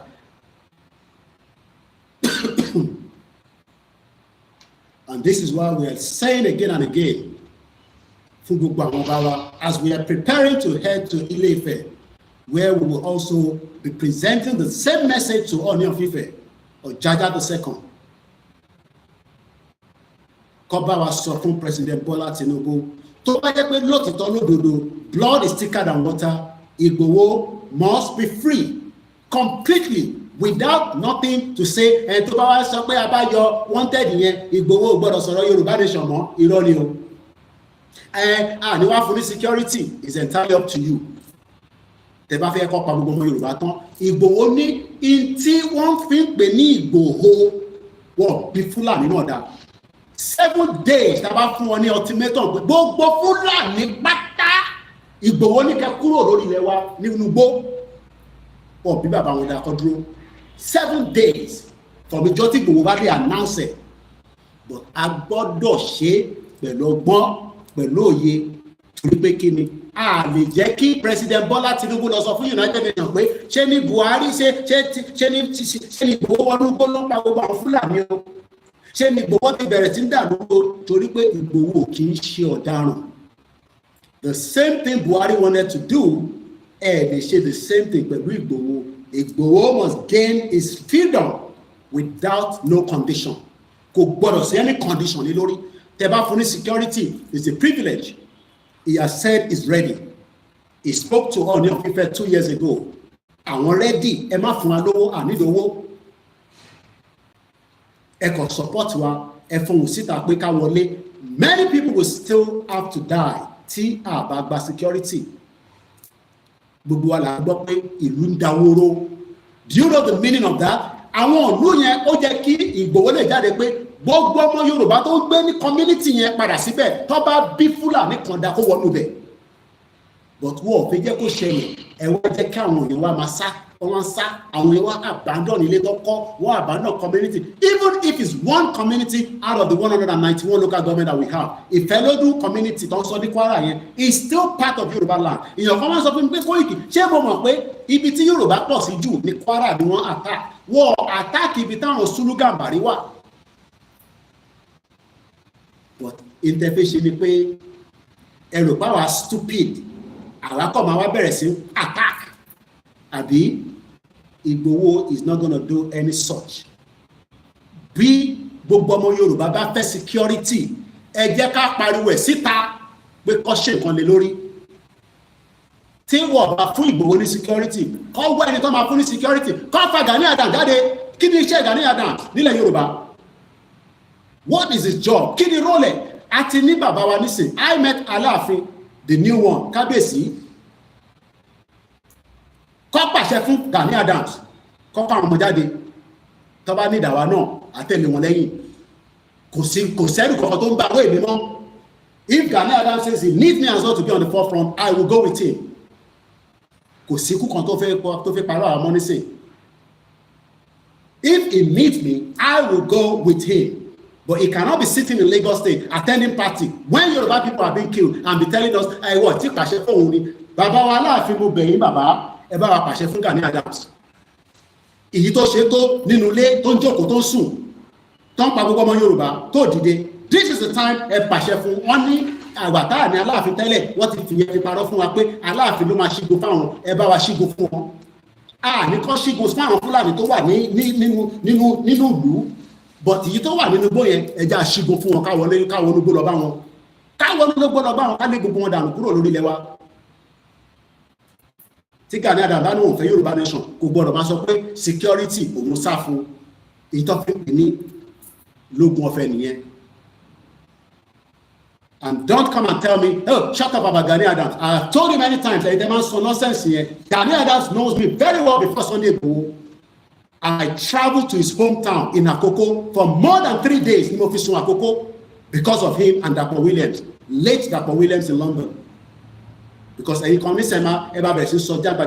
nobody should take this video and misuse and construct anything I've said and put another headline, I will flag that show down. I am not fighting Gani Adams. I am just calling his attention to the insecurity happening in Yoruba land. It is his responsibility, and we pray that Allah FTC will be able to give him that audacity to go out and do the needful and protect Yoruba land. That's all we're asking for. Enough is enough. Kilo de gan, check up gbogbo atoni. Tẹ́yìn bá free, tẹ́ ní security, ṣé gbogbo ala ní security, ṣé mo lè travel ní sí lọ sí Ìjẹ̀bú-Òde, tẹ́rù ní máa bà mí. Èkó la fẹ́ lọ, à ń kó security káàkiri. Yes, èmi náà gbọ́dọ̀ máa kó security káàkiri. Ṣé kó rí bẹ́ẹ̀? Ṣé mo kó security ní London? Ṣé ti bá lọ káàkiri ní London mo kó security? Even though we know that there is threat to journalists on a daily basis. That's why we are calling on Israel. They map by journalists. We will continue to shout your name out. And don't come and tell us they are terrorists. How can you kill 6 journalists in one day? Let's come back again. Sometimes these are extracted from the movie. Sometimes, thinking that blood is thicker than water, people sometimes turn a blind eye and a deaf ear to the crimes committed by those around them by blood. One commit crime láàrin wa, one commit crime nílẹ̀ Yorùbá. Àwọn sọ pé torí pé Tinubu ẹ̀jẹ̀ wa ni, ká dákẹ́, ẹ má sọ̀rọ̀, ẹ dákẹ́ o. Ṣé kọ́ bá pa gbogbo wa tán? Koiki ẹ má sọ̀rọ̀, Gani Adams ọmọ Yorùbá ni, ẹ̀jẹ̀ wa ni, blood is thicker than water. And Gani Adams is there and many people have been killed. Ìgbòho rẹ̀ jáde pé ẹ fún wọn láyè náà. Ẹ jẹ́ ká wọnú ilé ká àwọn people yóò tó tán pera wọn sẹ́ẹ̀. Wọ́n ò tó tán pera wọn.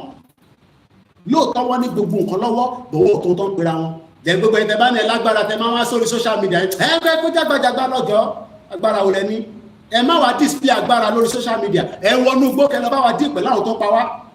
Ẹ yánlẹ̀ fún wọn, ẹ yán yin fún wọn, ẹ pa wọ́n dànù sínú igbó kọ́dí màníyàn. Ẹ máa sọ fún wa pé ẹ lágbára, ẹ lágbára, ẹ wá gbé picture Ìgbòho, ẹ rò pa stupid. Àtẹ̀yìn tẹ́ ń play gbogbo game òṣì yẹn. Tẹ́ máa mú picture Ìgbòho, àmọ̀ Ìgbòho tẹ́lẹ̀ rí, Ìgbòho àjọjà ní, àjọṣe kìnnìkan ní, kìnnìkan. Ẹ wọnú igbó lọ. Kẹ bá wa deal pẹ̀lú àwọn tó ń ṣe jàmbá fúnlẹ̀ Yorùbá. Enough of this nonsense. Tẹ́ máa wá sórí social media. Ẹ wá mú fídíò yẹn, ẹ wá lọ sọ̀rọ̀ Ìgbòho towards the end. Ẹ̀yin ò ṣe sọ̀rọ̀ Ìgbòho ní the beginning. But ọmọ Yorùbá náà, àwọn náà kúkú, tá bá ti rí picture Ìgbòho báyìí. Koiki ṣó ti rí fídíò yẹn àti gbogbo oríṣiríṣi wòlíì ti ríran, àwọn wòlíì ríran. Ìgbòho fúnra rẹ̀ gan wòlíì tán lọ́rán sí wa ni. Enough of this nonsense. Ẹ̀yin lágbára orí social media lẹ́tí wọ́n sọ fún èmi sọ fún yín pé kò ń ṣe Nàìjíríà, kò ń ṣe orí social media láti máa gba Yorùbá nation. Anytime èmi wà on the ground, tí bá travel lọ London, tó bá tún ní kí n máa bọ̀ lé, mo tún bọ̀ nlé. Èmi náà bẹ́ẹ̀ mọ sí London. Èmi náà níyàwó. Ẹ̀rù fáwọn ìyàwó mi náà, ó wù wọ́n bí mo ṣe ń lọ tí mò ń bọ̀, kò wù wọ́n bẹ́ẹ̀. Àwọn ọmọ nísìn àkó wọn lọ sọ́lìdé, àìmọye àwọn ẹ̀yìn tí kọ́ àwọn fámìlì yìí nísìn yìí kó wọn lọ sọ́lìdé, ẹ̀ lọ Spain, ẹ̀ lọ Italy, ẹ̀ lọ káàkiri. Ẹ̀ tó wá sí Nàìjíríà, tẹ́ bá dé Nàìjíríà, ẹni kan fún yín níbi sójà méjì táwọn àtẹ̀lé àwọn ọmọ yín. Èyí tẹ́ wà ní diaspora. Ẹ̀ wá sọ fáwọn tó wà nílé, kọ́ fi Jésù, kọ́ máa fi protect ara wọn. Why are we like this? Kí ló dé tá a fẹ́ sọ òtítọ́? Kí ló dé tó yẹ pé ọmọ Yorùbá ò fẹ́ sọ òtítọ́ mọ́? Kí ló bà wá lẹ́rù? Mo sọ fún yín pé ọ̀rọ̀ ikú, ẹ má máa jẹ́ kíkú dẹ́rù bà yín. Ikú máa dé, ìjọ tó máa dé òun nìkan ló mọ̀. Ikú dẹ̀ bá wa gbé lójoojúmọ́ ni. Ikú ń bá wa gbé lójoojúmọ́. Ìgbà tó bá máa mú ẹ ló máa mú ẹ. O lè ní accident kó má kú. Ọ̀sínbàjò wọnú helicopter tó já wálẹ̀ ní ṣó padà kú ni. Kò kú náà. Torí pé ọlọ́jọ́ ò tí sọ pé jọ̀ọ́ ló máa kú. Ṣèbára àwọn tó já nínú helicopter ní Ghana, àwọn 4 àtọ́kú, kọ́nà fọ́rún kẹ́ wọn. Àwa ń bẹ̀rù kú, àfẹ́ sọ̀rọ̀, professor fẹ́ sọ̀rọ̀, PhD ò fẹ́ sọ̀rọ̀, master degree ò fẹ́ sọ̀rọ̀, mechanic ò fẹ́ sọ̀rọ̀, àwọn máa pa wá ní ikú náà máa. Ó lè jẹ́bi tó ti ń tajà ẹni mọ́tò kan máa wá gbẹ mọ́bẹ̀ ló máa kú dànù. Ṣèbí tírélà kan sì jábọ́ ní Ìbàdàn láàrin tó já lórí Micra. Tàbá ní kó ṣe Yorùbá nation, àná àṣẹ Yorùbá nation náà, àṣẹ Yorùbá nation, ikú padà pa náà ni. Why are we fearful of death? Kí ló ń bẹ̀rù? Kí ni ikú tó ń bẹ̀rù wa?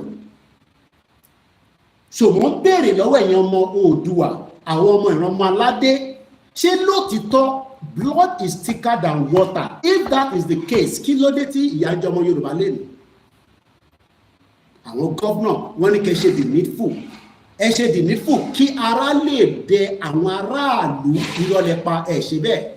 Election bá wá dé nísìn ẹ kó kúlíkúlí jáde, ẹ kó ẹ̀pà jáde, gbogbo búrẹ́dì tẹ́ fẹ́ há, gbogbo kúnkún nǹkan fẹ́ há, ẹ wá bẹ̀rẹ̀ sí kọrúkọrí sí APC, PDP, ẹ máa há yẹn káàkiri fáwọn ọmọ Yorùbá. Ẹ wá ń gbé gbogbo ọmọ Yorùbá ń gbé wa ní mugun, àwa wá ń jáde àsọ títọ́, ẹ wá ní táwọn sọ yẹn kò tẹ́yìn lọ́rùn, ìrọ̀lẹ́pa ó máa gbọ́dọ̀ tẹ́yìn lọ́rùn ni. Mo kí gbogbo èèyàn wa lẹ́ẹ̀kan sí. As we continue to campaign and ask for self-determination, we will also continue to push and ask, what is the crime that Igboho committed that warrants him to have stayed outside for 4 years when we have terrorists moving up and down within the Nigeria of today? Mo kí bàbá wa Jimoh Taiwo, Lukman Jimoh, mo kí ẹ̀yin náà. Mo kí bàbá wa Adéwálé Abdulwasiu, mo kí bàbá wa Kẹ́hìndé Adérìnjó, mo kí gbogbo ẹ̀yin tí ẹ ti darapọ̀ mọ́ wa. Bàbá mi Ọládélé Christopher wọ́n ní Tinubu can never give us Yoruba nation because it belongs to Nigeria. The blood that is flowing in Tinubu vein is the blood of Nigeria, and that is why it can't give us Yoruba nation. Mo kí bàbá Ọládayọ̀ Matthew Fashola, mo kí gbogbo ẹ̀yin olólùfẹ́ ìrànmọ́ Oòduà, mo kí bàbá wa Lawal, mo kí gbogbo ẹ̀yin àgbàlagbà, mo kí ọmọdé, mo kí arúgbó, bàbá wa Raymond King, mo kí yín Ọláṣẹ́bìkan, mo kí yín ní South Africa, mo kí yín ní Europe, mo kí yín ní Ghana, mo kí yín ní Sierra Leone, mo kí gbogbo ọmọ Yorùbá. In tá ń béèrè fún kò mú jàdá ní ẹ̀tọ́ tá ń béèrè fún, a gbọ́dọ̀ máa sọ kò wọ́n lójú ni. Lè pa gbogbo wa kò possible. Bẹ́ẹ̀ bá mú èmi kúrò, more people will rise that will even be worse than me. Ikú kan lè nípa yìí àfi tásìkò yẹn bá tó. Mo kẹ́yìn tẹ́ wa lórí TikTok. Gbogbo èyí tẹ́ ń gbọ́ wa, ẹ jẹ́ ká túbọ̀ tẹra mọ́ ìtàgbé dání. Mo kí gbogbo àwọn Koikimedia staff, ọba ńlá mo kí ẹ, ọpẹ́ mo kí ẹ, Yakubu Kọ́láwọlé mo kí yín, Ayọ̀délé Samson mo kí yín o. Àfojúpẹ́ nìkankan rẹ́. Èyí tá máa sọ tó máa bí inú Ọlọ́run ní jẹ́ ká wá sọ, èyí tá ṣe sọ lọ́fà ilé ò sọ pé à ń bá wọn bàjà. Ìbéèrè tá ń béèrè ni pé ẹ bá wa tètè gbé ìgbésẹ̀ ní kíákíá, kẹ́ bá Tinubu sọ̀rọ̀ tó bá jẹ́ pé lóòtítọ́ blood is thicker than water. Ìbéèrè tí mò ń béèrè ni pé ṣé blood yìí ó thicker than water lóòótọ́? If it is thicker than water, why is Tinubu not yet answer Igboho? Why must he wait to 2027? Kí ló dé tí kò fún ní order? Ẹ release Igboho, kí ló ṣe? Terrorists operate within Nigeria. Mo kí ẹ brother mi Yorùbá nation la fẹ́ ní gbogbo Hong Kong. Mo kí ẹ ní America. Welcome back again as we continue. Sometimes the love of a stranger can be deeper and stronger than that of the family. Is that true? Is that a fact? Mo kí plan B. Ogundare mo kí enter our Twitter space. I'm asking again. Sometimes Ashabe Asabari Entertainment mo kí Mr. Awofe. Thank you so much. And I haven't mentioned your name, I will catch up. Ilumonka Afa Muki, Assalamu alaikum to all our Muslim brothers and sisters. Muki Alaja, Muki Alaji. Sometimes the love of a stranger can be deeper and stronger than that of a family.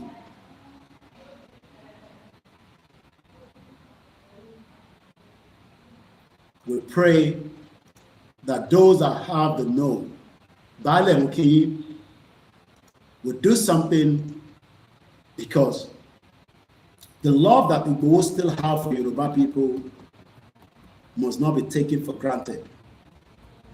If truly blood is thicker than water, we must also now show him the love for all the atrocity that the Fulani committed against him.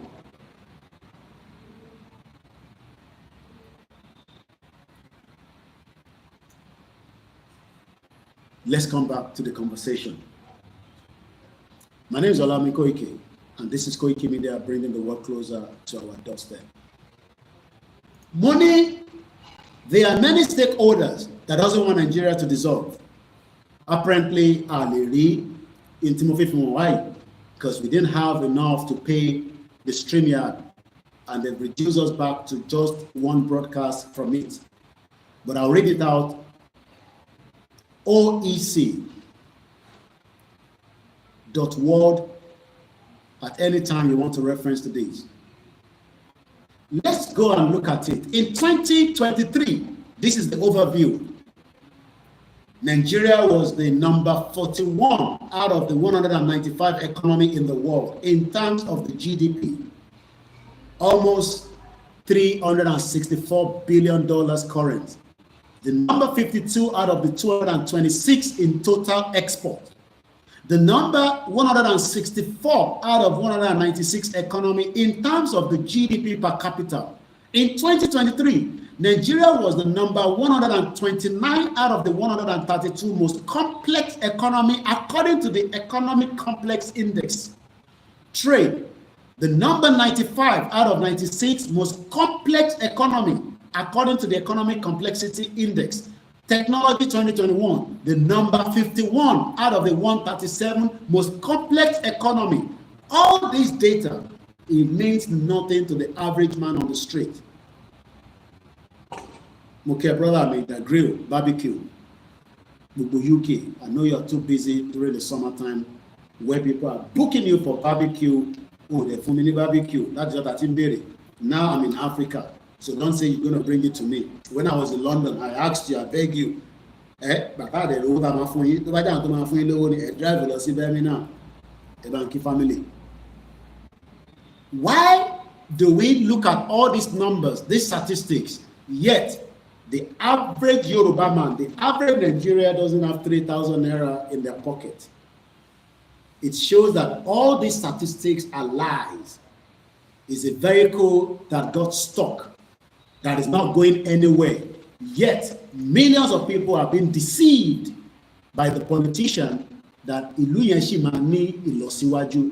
Wọ́n mọ̀ dájú pé Nàìjíríà ò lè ní ìlọsíwájú kankan. It has been stuck, and the only reason why it has been stuck is because the unity of Nigerians is not one. A kì í ṣe ìkankan náà, ọ̀tọ̀ọ̀tọ̀ ni wá.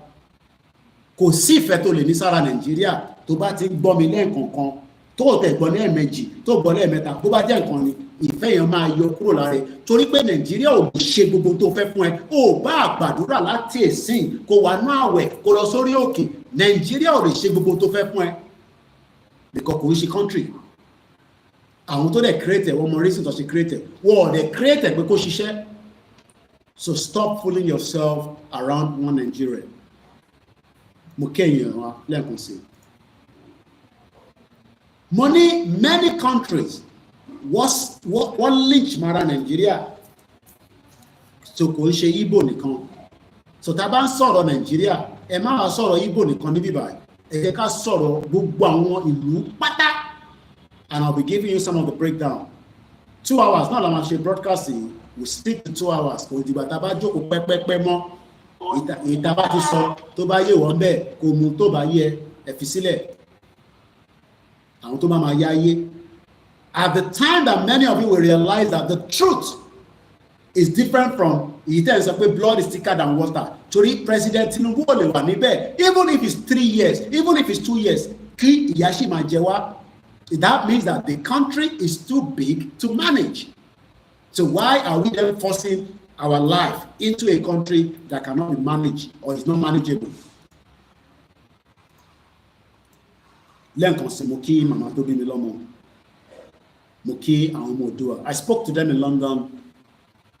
Very excited anytime we have conversation. Mo kí àwọn wives mi náà.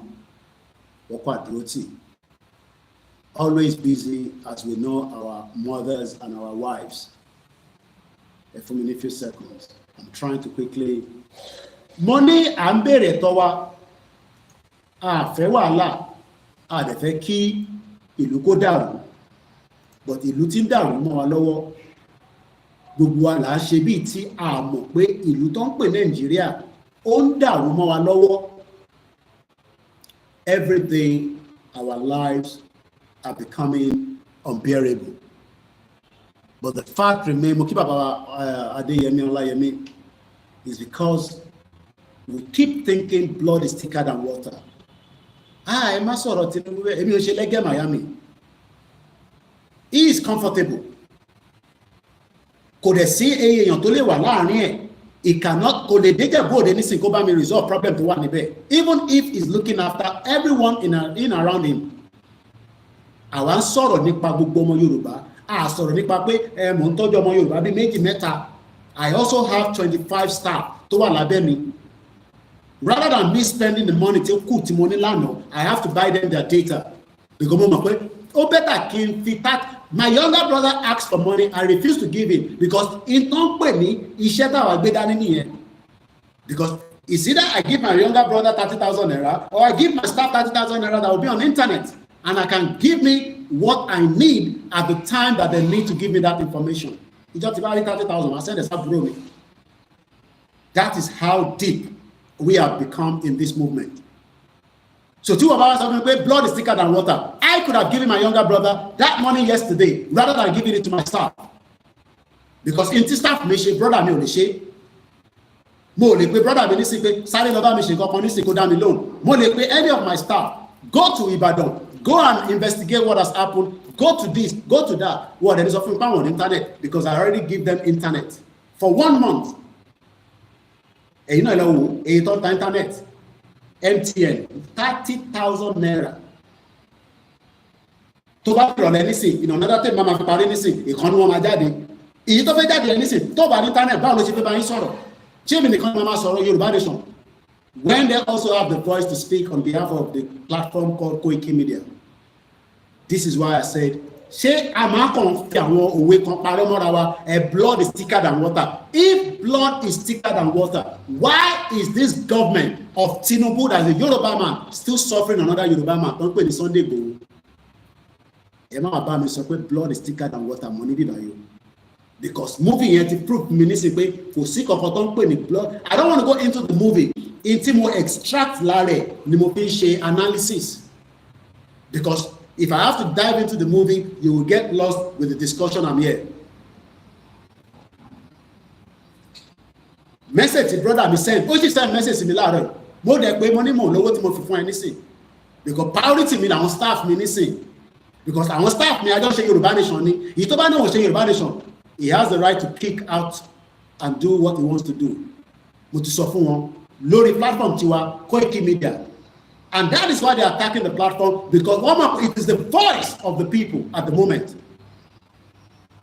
Kò dẹ̀ sí nǹkan tẹ́ máa ṣe bó ṣe máa pariwo tá máa fi délẹ̀ lérí nìyẹn. Tó bá yá gbogbo wa, mo sọ fún yín pé tásìkò bá tó ní dúró de Ìgbòho àti bàbá Akíntóyè ká tó fọ́n síta. Ó kù díẹ̀ ni àìtí débẹ̀.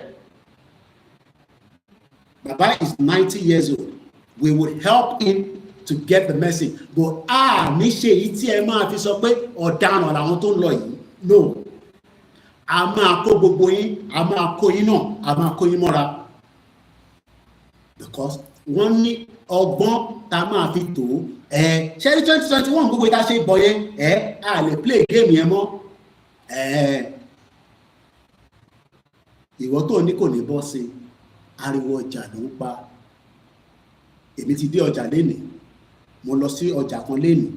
I máa release video yẹn I have a lot of videos. I release it at my own comfort time. Gbogbo mi video tí mo ṣe lẹ́kọ̀ọ́ mo sọ pé kò gbogbo ẹni máa release. Gbogbo mi tí mo rìn lọ sẹ́kọ̀ọ́ mo ní sọ fún yín. Kò dẹ̀ ṣe Lagos nìkan ni mo lọ. So don't come and give us this information ever again. The blood is thicker than water. Blood is never thicker than water because Tinubu has not proven himself. Kò dẹ̀ need the 2027 before he looks into Igboho's case. He can even look into Nnamdi Kanu's case if he wants to. Because Fulani threatening gbogbo wa ni. Wọ́n threaten òun náà. Gbogbo tí wọ́n lè ṣe nígbà Buhari, wọ́n wá fẹ́ máa ṣe nígbà tí Tinubu. We might not align with him. We might not agree with him. But òun kọ́kọ́ gbọ́dọ̀ proof fún wa pé blood is thicker than water. Káwa náà wá fún ní support. let Tinubu change the voice and say kí Nàìjíríà kò pín tó bá bí anybody dá kó wá attack Tinubu kẹwàá rí sẹ́tà wà máa ṣe fún Tinubu ní bíbá. But he's not doing that. Tinubu that lived in the UK for many years. Òun ṣe dúró sílé nígbà tá a bá tàn wá. Àwọn tó dúró sílé wọ́n mọ tó fojú tá a bá tà fojú wọn rí. Some of them end up in the prison. When they were released, some of them had illness that they died into that illness. But Adebanjo, kọ́lọ̀ fọ́ọ̀rù kẹ́wọn, Ayọ̀ Adebanjo was put in the prison by Abacha. Abacha náà dà lé ní nísìn. So stop thinking that with death, ikú máa pa gbogbo yín náà dẹ̀yìn. Àpábíò ló wà London nísìn, ó máa yẹ ó máa kú kò tí mọ̀ bó ṣe wà yẹn nísìn. Àpábíò is in London. So kí la wá ń bẹ̀rù fún? So this phrase that blood is thicker than water, níbo ló ti thick than water? If truly blood is thicker than water, why can you innovate? Kí ló dé tí Tinubu bẹ̀rù? Ta ló bẹ̀rù? Is he worried about the Western world? Is he worried about the European countries? Or is he worried about Shaitan of Sokoto, don't pè ní devil of Sokoto, Sultan of Sokoto, lórí burúkú ọmọ Fúlàní tó pa gbogbo ìran Hausa ní 1808, 600 years ago. He was defending Nigeria. Nigeria called Nigeria ní. Dìgbà wo ni Nigeria ò ní tán? Bí Tinubu bá padà wá ṣe 4 years again, by 2031 ó gbọ́dọ̀ gbéjọba sílẹ̀. Tó bá gbéjọba sílẹ̀ wá ṣe wàhálà lórí ẹ̀. Ọbásanjọ́ tried it, it could not. So what are we talking about? And don't come and tell us, I feel restructure Nigeria. Tinubu cannot restructure Nigeria. Tinubu cannot take Nigeria back to regional government. What Tinubu can do, dissolve the union. He doesn't need the next tenure to dissolve the union. He still have 1 year in the loop. He is still the president. He can dissolve Nigeria. Call everybody on the table, share this country, call United Nations, call ECOWAS, call African Union, and ask those that wants to leave and allow us to go our separate ways. And we can create our borders and defend our lives inside our own territory. Killing a problem. How can that be a problem? But because I will need jekuje, everyone, jekuje. So, if I can allow video, come more video, yeah, Baba Davido. Ó kó àwọn ọmọ boys méjì kan ó wá kó wọn lọ bá Dangote àwọn yẹn wọ́n wá ń ṣe yẹsà kò ní dá fún gbogbo yín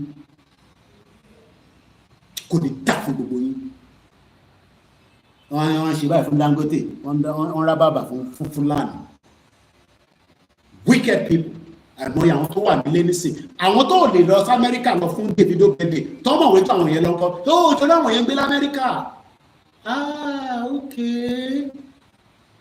Then Mr. Peter Sunday, Tinubu can never do that. Very selfish, a weak element. Abẹ́ gbogbo èèyàn bá wa, ẹ bá wa bá President Tinubu sọ̀rọ̀, kó tẹ̀ yọ wọ́n tẹ̀ kúrò lórí olóyè Ìgbòho. Bó bá tẹ̀ fi fún wa ní Yorùbá nation, àwa màmá wa Yorùbá nation ti wá lọ síwájú. He cannot stop Yorùbá nation. Ẹni máa kú ló máa kú ni, and Tinubu cannot kill every one of us because bó bá pa gbogbo wa, ikú náà máa pa, òun náà máa padà lọ náà ni. Every one of us watching me right now, 100 years from now, a lot of us will be in our old age, if we are still alive. The time is now to speak out. Torí pé tí ó bá bá fi di 2027, kí ẹ̀fọn máa jáde pé, ẹ̀ẹ́dẹ̀ sọ̀rọ̀ nígbà tẹ́lẹ̀ kẹ́ sọ̀rọ̀. Every one of us must continue to speak out in whatever ways and church tó bá ń lọ tó bá náà fẹ́ Yorùbá nation church pọ̀ leave that church and go to another church àìmọye church tó fẹ́ Yorùbá nation tó tẹ̀lé ní báwọn attend mo kí pastor mo ẹ káàbọ̀ mọ́ mọ́ṣáláṣí ló bá sọ fún ẹ pé àwọn ẹlẹ́bọ ní gbogbo wọn ẹ béèrè pé inú mọ́ṣáláṣí wọn ṣé wọ́n rí náà lò ṣáwọn ọmọ tó ń wá sílé kéwú tí nǹkan kan bá ṣe wọ́n ṣọ́rí tọ́jú mo kí bàbá wa Jimoh Razak ẹ ṣe gan-an ẹ̀tẹ́ fún wa ní gift ṣé gift ni kìíní tẹ máa ń jù sórí TikTok yìí because mo kí gbogbo ilẹ̀ kan sí. We are all saying that this union can be dissolved peacefully. Ẹni tó bá fẹ́ Yíbò kó fẹ́ Yíbò, ẹni tó bá fẹ́ Fúlàní kan kó lọ fẹ́ Fúlàní, but a gbọ́dọ̀ mọ̀rọ̀ Fúlàní tó fẹ́. But the fact that everybody is hiding, everybody is distracting you. You're looking for justice for this, have we found justice for those that need justice? Tell my family Bamishe that was killed on the BRT. 3 weeks ago, the sister called me. Onore mommy dear, ṣé mo lè bá wọn rí àwọn NGO tó lè ra mọ́tò fóun. Mo ní kí ló máa fi ṣe? Ó ní kó máa fi ṣe Uber. Kí ló cost Governor Sanwo-Olu àwọn family yẹn? Ó fi wọ́n sí ìtọ́ ń pè ní DVIP. Anytime tó bá sick kó lọ sí hospital ìyá àgbàlagbà. Ṣáṣẹ máa máa bẹ Sanwo-Olu ni. Ṣé Lagos State ò lówó ni? Why are these politicians wicked? Kí ló dé tẹ wà wicked by? Ìyá yẹn wà láyé, ẹ̀yin náà lẹ pọ̀ mọ́ ẹ̀. Inú bí tó bá tẹ̀jẹ́ pé ó kú sínú public, inú private transportation, ní máa blame government. Inú BRT lẹ pa sí, inú BRT. Ìyá yẹn wà ní síbi tí tó ń rọ́jú. This was about kí n tó travel. Lọ́mọ yẹn pèrè ló sunkún pé kí n jọ ti bá mọ̀yàn tó yé táwọn lè bá sọ̀rọ̀ tó lè táwọn yá. Mo á ní èmi náà mọ̀ yan. Ó ní gbogbo ibi tó bá dẹ̀ lọ báyìí àfi kan fi bá wọn sùn. Kan tó fẹ́ ṣe nǹkankan. Tó bá dẹ̀ tó bá wọn sùn tán náà wọ́n ní ṣe nǹkankan náà.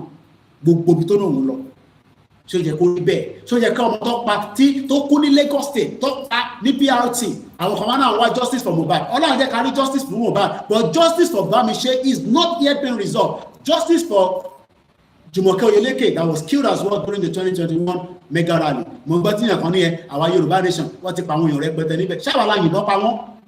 Ṣé mi ni mo gbé ìbọn síta? Right? Àwọn èèyàn protest in London. Over 529 people were arrested. And as at yesterday, about 300 have been released on bail. Kí ló lè tó yẹn? Tàbá ṣe rally ṣe ẹ̀kọ́ máa discharge ìbọn. Ṣé àwa la yìnbọn pa wọ́n? Wicked people will come online and be talking nonsense. Bẹ́ẹ̀ni, ṣé mi ni mo ní kán yìnbọn pa wọ́n? Ẹ̀tọ́ wa kọ́ là ń béèrè fún. 500 and do you know what it means by 529 people this Saturday, not last week or this Saturday, people that were protesting against British supporting the Israel mission in Palestine, where over 52,000 children have died. 500 people were arrested. By Sunday, over 300 have been released on bail.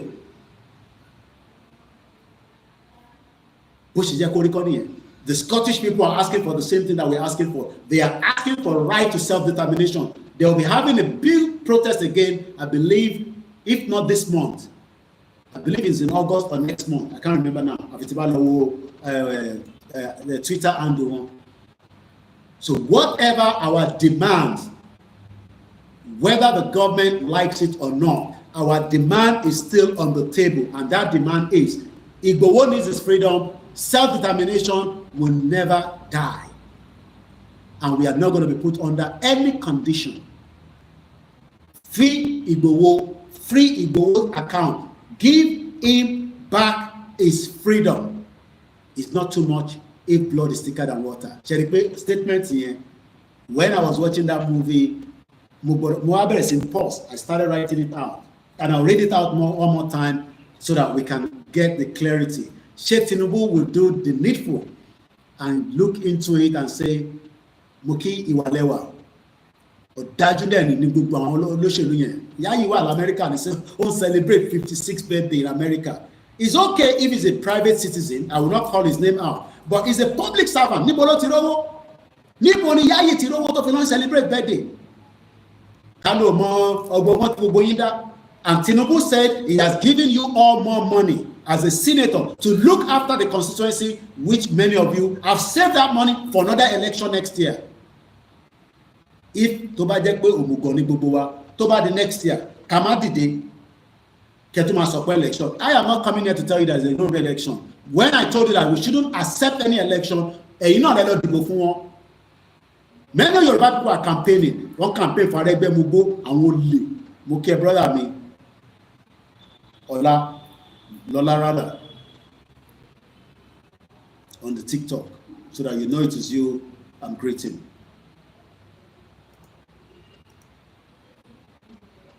Why don't we want to speak out against all this injustice? Who are we scared of? Kalamberu. Who are we scared of? Should we open the phone line so that can on the input? Enter our Instagram. I only have one phone. Since we could not pay for our StreamYard, they've kicked us out. We cannot use all the network that we use to bring everybody together. That's why we have all the phones running separately.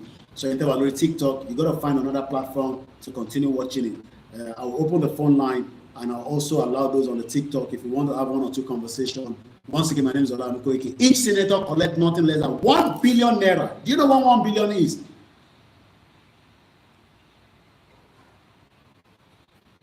Another platform if you want to continue watching.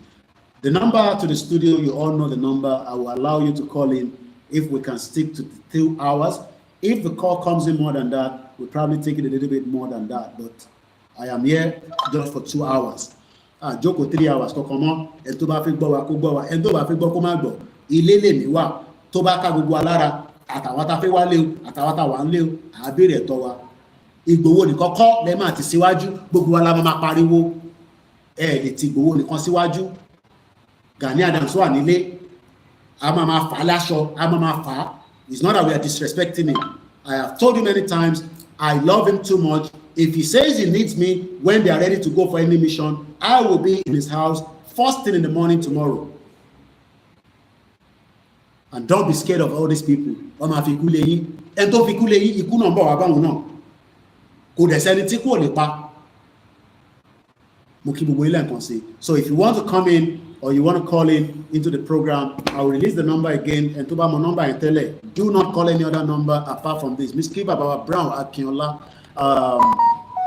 +4474. +44 is the UK code. You can only call on WhatsApp because I'm not in London, so you cannot call the phone direct. +4474 04405917. Is blood thicker than water? I can't read a lot of the comments on TikTok. I'm trying to look at it, but it's just too small for me. Maybe I have to increase the front of my phone. Peter Sunday said, Tinubu can never give us Yoruba nation. We should not hope on him. Thank you so much. Is blood thicker than water? Should Tinubu consider Yoruba nation as an option of an exit plan for him, or he will continue and push himself to 2027 and do that if that is what he wants? But I leave that for now. Power journalist, sometimes your brain wants you to say something. And I've promised my mother that I'll be very patient when I'm doing my broadcast moving forward now. So let's see. I will wait. If they don't get any call, I will then start winding down the program. But we have about 30 minutes to play with.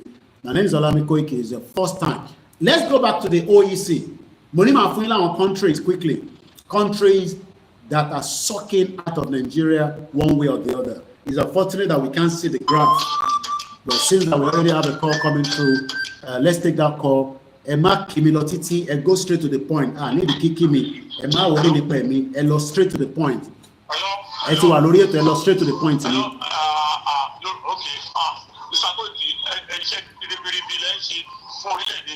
Tí n bá ṣe ẹnu bí màá ṣe, mo kí alájà Àyìnkẹ́ àṣẹ́gun lọ́rùn.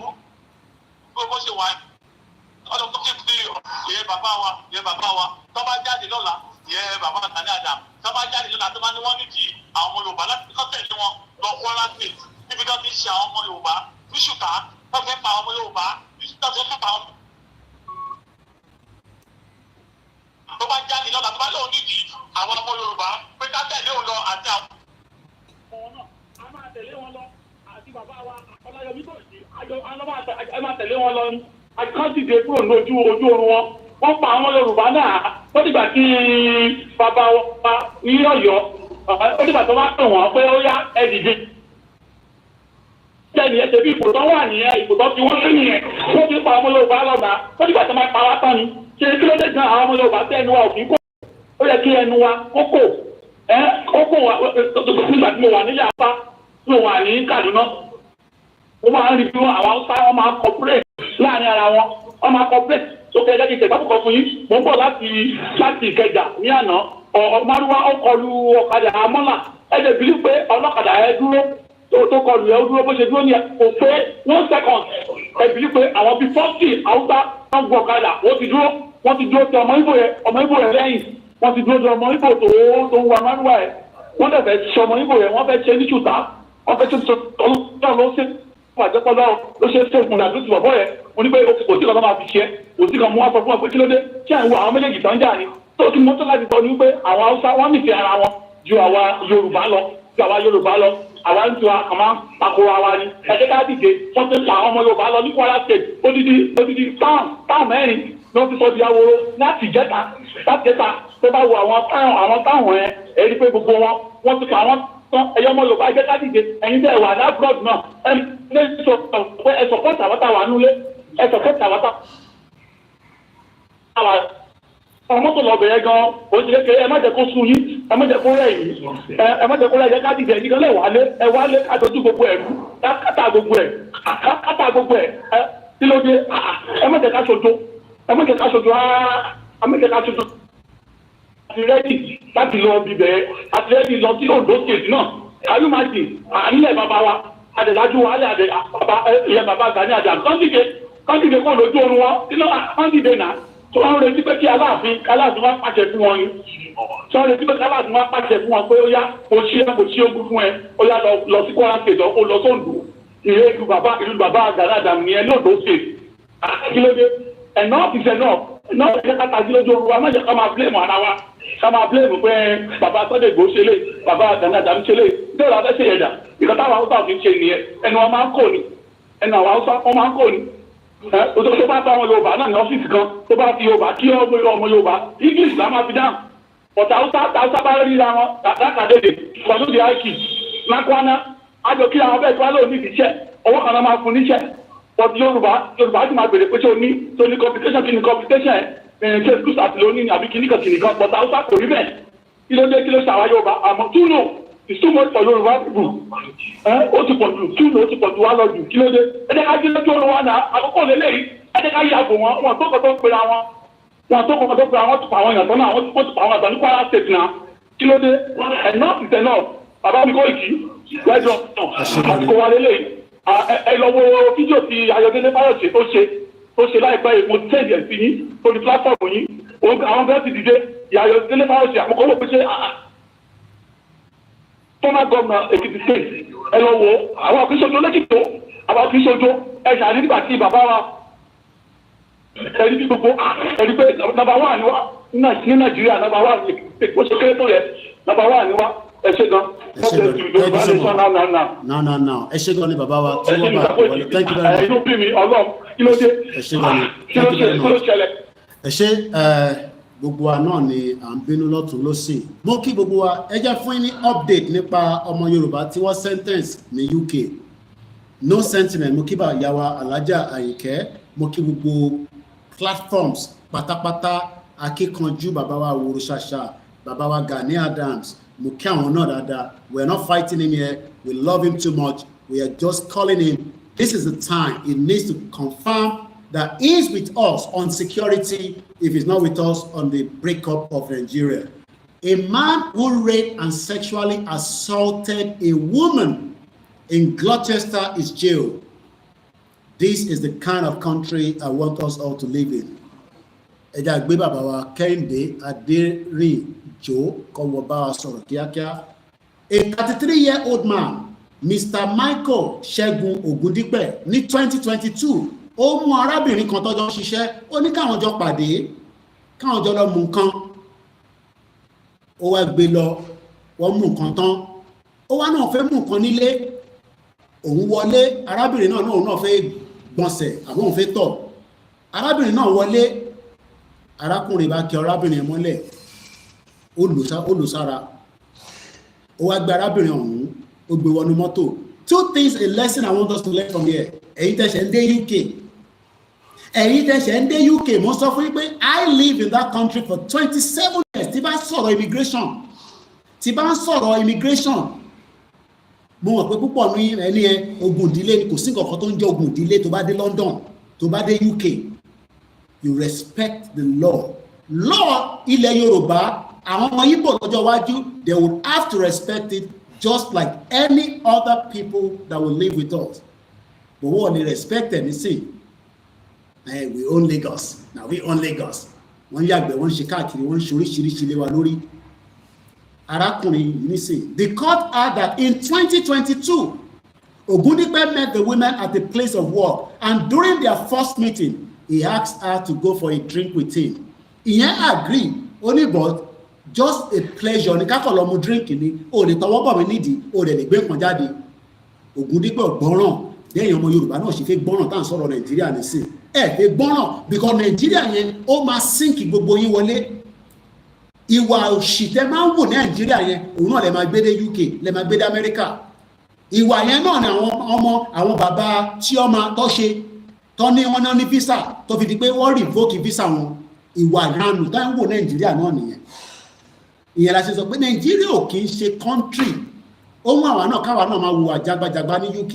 Tábà yẹ pa bá hùwà jagbajagba ní 27 years I will not be sitting here and I can post anytime any day. Gbogbo àwọn tó bá sọ pé àwọn ẹni kọ́ ju gbogbo ẹ̀ sórí social media tó bá mọ̀ nípa Koikimedia àti family mi a bomb bastard.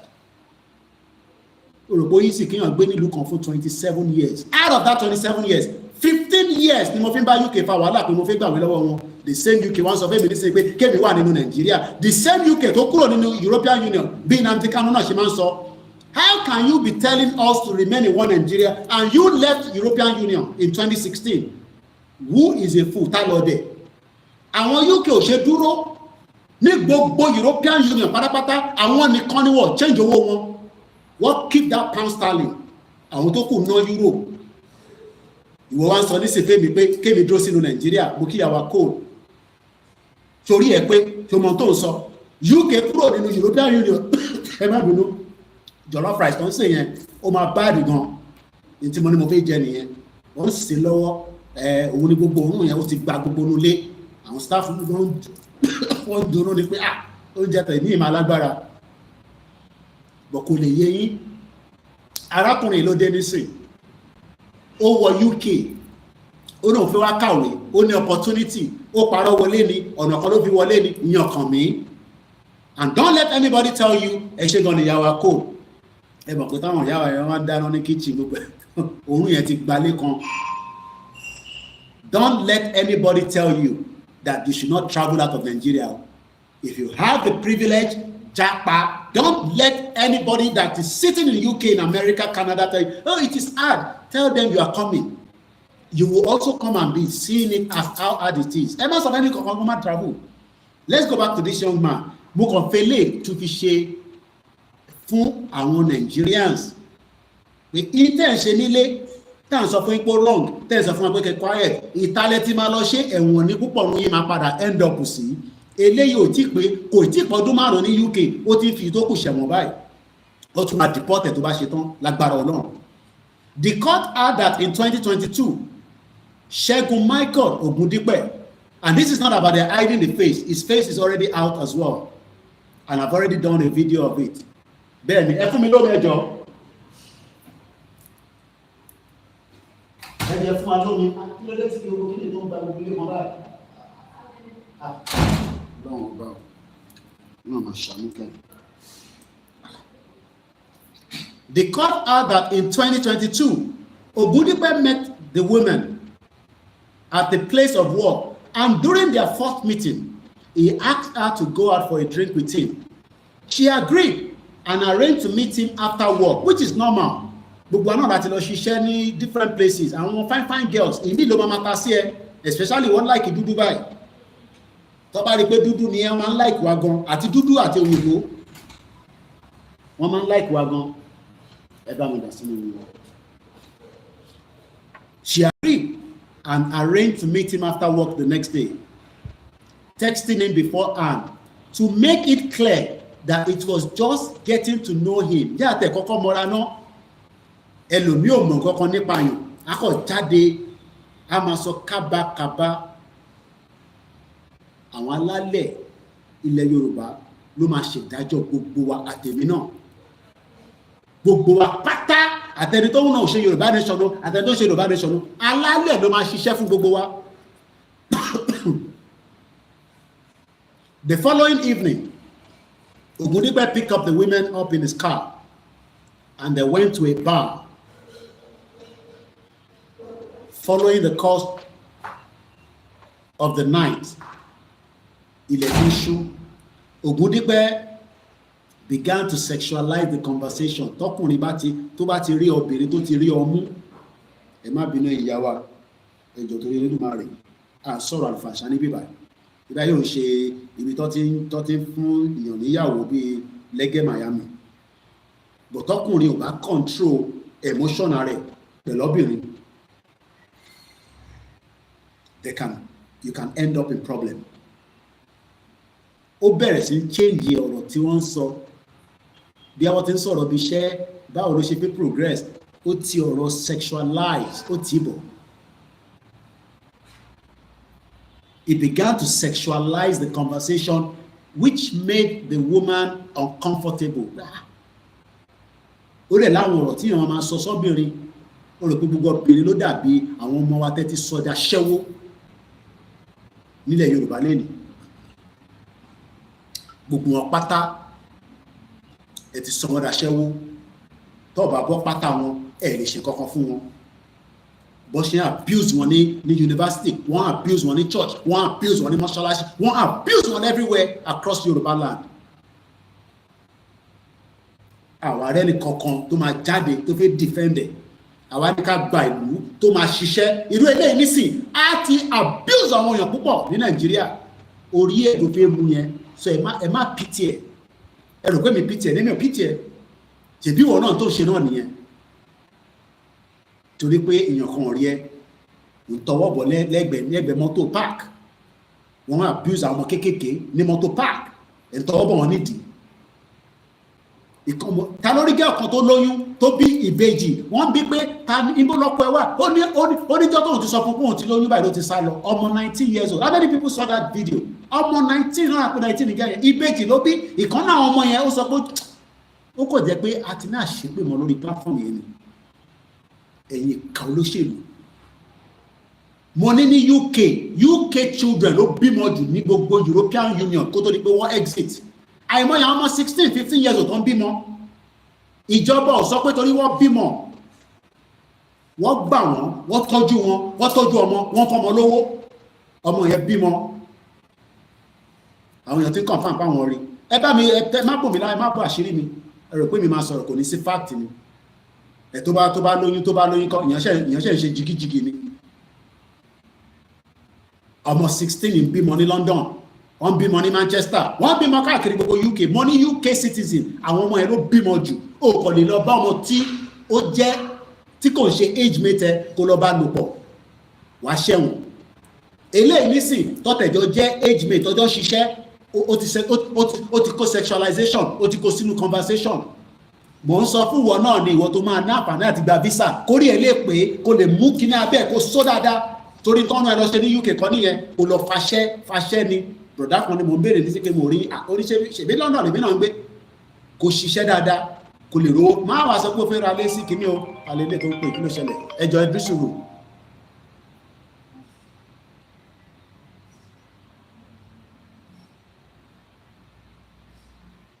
Ẹ má bínú ẹ̀yin wa. Lè jẹ́ emergency kan náà spa fídíò kọ̀ọ̀lẹ̀ ló ń pè mí.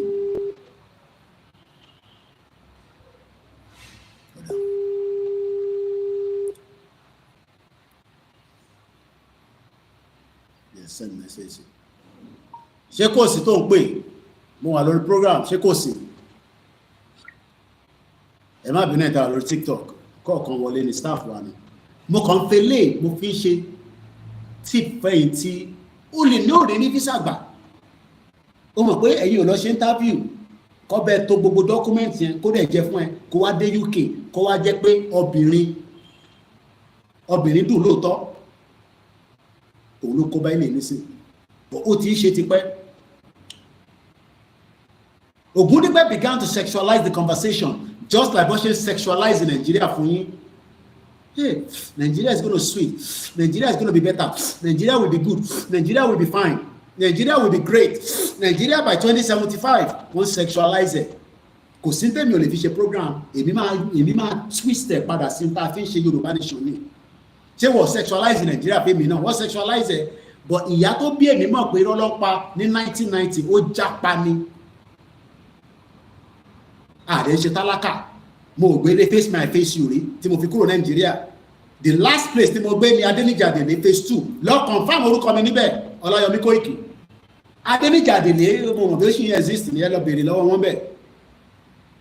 Grandma mi gbéra láti Ìbàdàn wọ́n ra bẹ̀ yẹn fún wọn pé máa gbé bẹ́ẹ̀ 2 bedroom ni yàrá kan ni mò ń sùn nínú ẹ̀ no 3 bedroom kí mo tẹ̀ ń sọ 3 bedroom ni àfikàn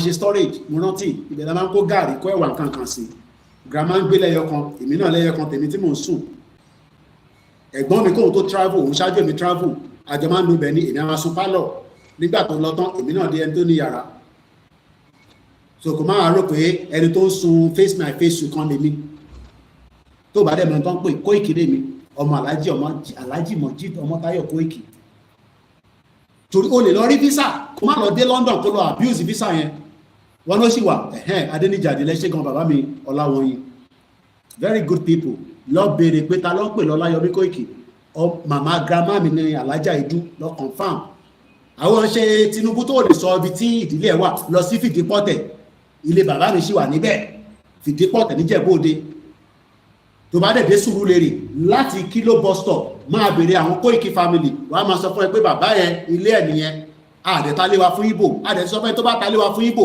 àtòwọn àti Ìgbò yẹn wọ́n ní rálẹ̀ torí street méjì nílé bàbá mi face so tá bá jókòó síbí báyìí tá wá sọ pé ọ̀nà àwa náà ti support one Nigeria rí mọ̀ pé one Nigeria fake ni I'm gonna die for one Nigeria you will die for nothing òun fara ìwé àwọn basketball àwọn tó lọ bá basketball ọmọ Nàìjíríà àwọn tó ń bá football à ń sọ pé kí ìlú wà kí a lè ní mọ́ Yorùbá people tó ń bá basketball ká má máa mú Ìgbò àtàwùsá ká má máa kó wọn papọ̀ ká lọ máa play basketball kó jẹ́ ẹ̀yà kan ká lọ bá Biafra play ká bá kódà ká bá fẹ́ bá Fúlàní play ká bá wọn play a kò máa kó security tó pọ̀ àdé ṣàdúrà àdé máa sórí àwọn tí Fúlàní lè ṣe ká padà sórí program torí àfipẹ́ àti fẹ́ máa lọ gbàtà rẹ̀ rí kọ́ọ̀lù mọ́ so let me quickly round it up ká fi Instagram yẹn padà again mo kẹ́yìn yẹn wa ẹ má bínú pé a manage gbogbo ẹ̀ nítorí stream yẹn àdìwá tẹ́ bá fún wa lówó àsán gbogbo àwọn kìnìún ẹ̀ kí wọ́n san wọ́n yẹ ni but tí wọ́n bá ń san every month ìjọ òyìnbó tó o bá san owó fún nǹkan tó o bá san owó íńtánẹ́ẹ̀tì wọ́n máa disconnect Africa gan ìta ń lò gan tá a bá ti san máa disconnect kò dẹ̀ cheap internet méjìlélẹ̀ la operate kó lè bá stable. Ògúndípẹ̀ then suggested ẹ mọ̀ pé tó ti sexualize ọ̀rọ̀ just like bí àwọn olóṣèlú ṣe máa ń tàn yìí nísìnyí wọ́n tuntun bọ̀ 2027 wọ́n tuntun gbé yín mọ́ra. Ògúndípẹ̀ now ó mọ tó fẹ́ ṣe o ó wá náà fẹ́ mú kan nílé bí a bá àtọ́lọ́ yẹn bí àgbẹ̀lé ẹ̀mí I don't know but according to information tọ́lọ́pàá fi síta Ògúndípẹ̀ then suggested he drive them to a different location to continue their evening. Ìwọ tó ti mọ tí níbì kan o ṣẹ̀ tí wá ní ká tún lọ síbòmíì.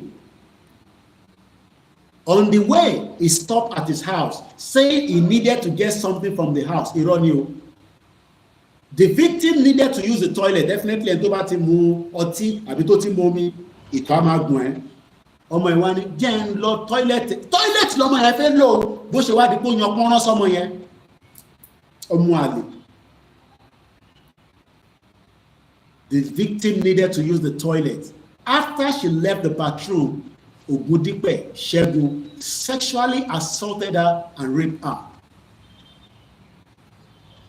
Okay. He then drove her to the address in Cheltenham. Ẹ ti wá wo ẹni tí ó bá tọ́lọ̀ bá mú ó máa mú dáadáa. Ẹ wá wo tó ṣẹlẹ̀.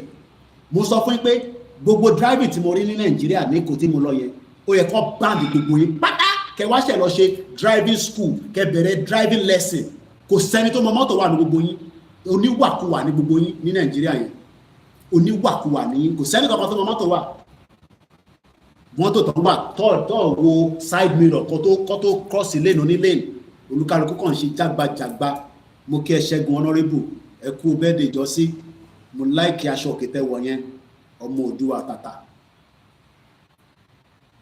Even as he was driving, Ògúndípẹ̀ continued to try to touch the victim. Ó ti rẹ́pẹ̀ nínú ilé ó tún wá fẹ́ máa tọwọ́ bọ̀ lára nínú mọ́tò. Ṣé mọ̀ pé ẹyin kọ́ ni màá bẹ̀rẹ̀ àbò Kóìkì kí ló wá ṣọmọ yẹn tó wọ̀ rí àt? Ṣọ́ọ̀kì ni. Ṣé rántí pé mo sọ fún yín pé ẹni tí mọ́tò ò gbà ó dẹ̀ went into shock ó dẹ̀ paralyzed. kàmá ìtí wàá sọ ẹni tí kò expect pé yàn máa abuse òun ó máa rape òun right there and there irú ẹni bí a máa bẹ̀rù pé ó lè pa òun just like bẹ́ẹ̀ ṣe ń bẹ̀rù àwọn olóṣèlú àwa ní ká yọ bẹ̀rù kúrò ká yọ kúrò lára wa ká jọ ṣiṣẹ́ yìí ẹ wá fẹ́ ti Ìgbòho nìkan síwájú kò possible gbogbo wa ní Tinubu gbọ́dọ̀ arrest bẹ́ẹ̀ ni gbogbo wa ní Tinubu gbọ́dọ̀ gbé ní bẹ́ẹ̀ ni ní ìṣọ̀kan Yorùbá very disorganized country ní Nàìjíríà ó rò pé Nàìjíríà lòun wà tó máa bribe George tó máa bribe ọlọ́pàá. Even as he was driving, Ogundipe continued to try to touch the victim, who repeatedly told him to stop. Ó ti rape mi nílé, má tún fọwọ́ kàn mí lára mọ́. Kò tẹ́ lọ́rùn, bí apọ́nrán yẹn ṣì ń dìde ọmọ àlè. Díò nísìn Sophie ló máa lọ ṣe nínú prison for at least ó máa ṣe 2.5 years, if not 3 years, kó tó release ẹ̀. Wọ́n tún lọ́ba tó wá release ẹ̀ tán, kó tó tẹ̀ padà wá sí Nàìjíríà. Due to the nature of his driving, ó wá wá wàkúwà. Ogundipe was stopped by the Gloucester police. Now, à ń bèrè fún state police. Tinubu fi yẹn gbé yín mọ́ra. A máa ṣe state police. Mo sọ fún yín nígbà yẹn pé irọ́ ni wọ́n ń pa, kò sí nǹkan kan tó ń jẹ́ state police. Kò sí nǹkan kan tó ń jẹ́ state police. Because London Metropolitan Police kọ́ ló mú bọ̀bọ̀ yìí nísìn. Gloucester police ló kọ̀ wọ́n pé mọ́tò wèrè wo ló ń bọ̀ tó ń drive bẹ́ẹ̀ tó fẹ́ pa gbogbo àwọn tó wà lórí títì. Due to the nature of his driving, Ogundipe was stopped. Ẹ má bínú ẹ̀ka lórí Instagram, a ní láti gbé kọ́ tó ń bọ̀ rẹ̀. Ẹ jẹ́ ká sáré gbé kọ́ọ̀lù yìí tó ń pè wá. Ẹ jẹ́ ká gbé kọ́ọ̀lù yìí láti Hong Kong ni. Ẹ bá gbóhùn sókè, ẹ bá mute background yẹn ti wọlé. Hello. Àmọ́ Yorùbá ń gbọ́ yín. Ẹ gbọ́ à ń gbọ́ yín sà. Yà á kú ètò náà àdúrà wa gbà ọ́. Nípa ọ̀rọ̀ tẹ́ ẹ̀ ń sọ ẹ ní blood ẹ̀ ń sọ̀rọ̀ nípa blood pé ẹ̀hún náà mo fẹ́ sọ̀rọ̀ lé lórí kí ni assurance pé bàbá Tinubu blood wa ni. Ìjọba ló jẹ ká mọ̀. Nítorí ìgbà tí o bá ń ṣe blood wa tẹ́yìn wá ń sọ pé blood thicker than water kò lè jọra wọn. Nítorí ẹni tẹ́yìn ń wò yìí kò ṣeéṣe pé ìṣe blood kan ni wá. Ẹ̀yin náà dẹ̀ sọ̀rọ̀ kan nínú ọ̀rọ̀ yín láìpẹ́ ìtẹ̀bá notice ẹ sọ pé ilé bàbá tí yín ní níbi báyìí ẹ wádìí mi ẹ máa rí mi báyìí ibi tí mo gbé nìyí.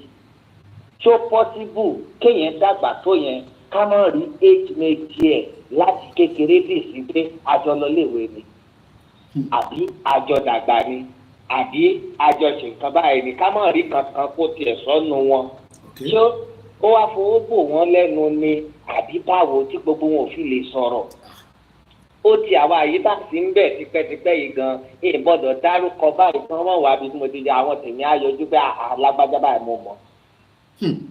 Àmọ́ nóòtàn táwa ń gbọ́ gẹ́gẹ́ bí ọ̀rọ̀ yìí tí mo fẹ́ bẹ́ẹ̀ inú mi dùn fún bá tó fẹ́ báyìí pé inú tàn táwa gbọ́ gbà táwa ń dàgbà èmi ò mọ bàbá èrí bọ̀dì àwa dàgbà inú Èkó ń bẹ̀ náà ni.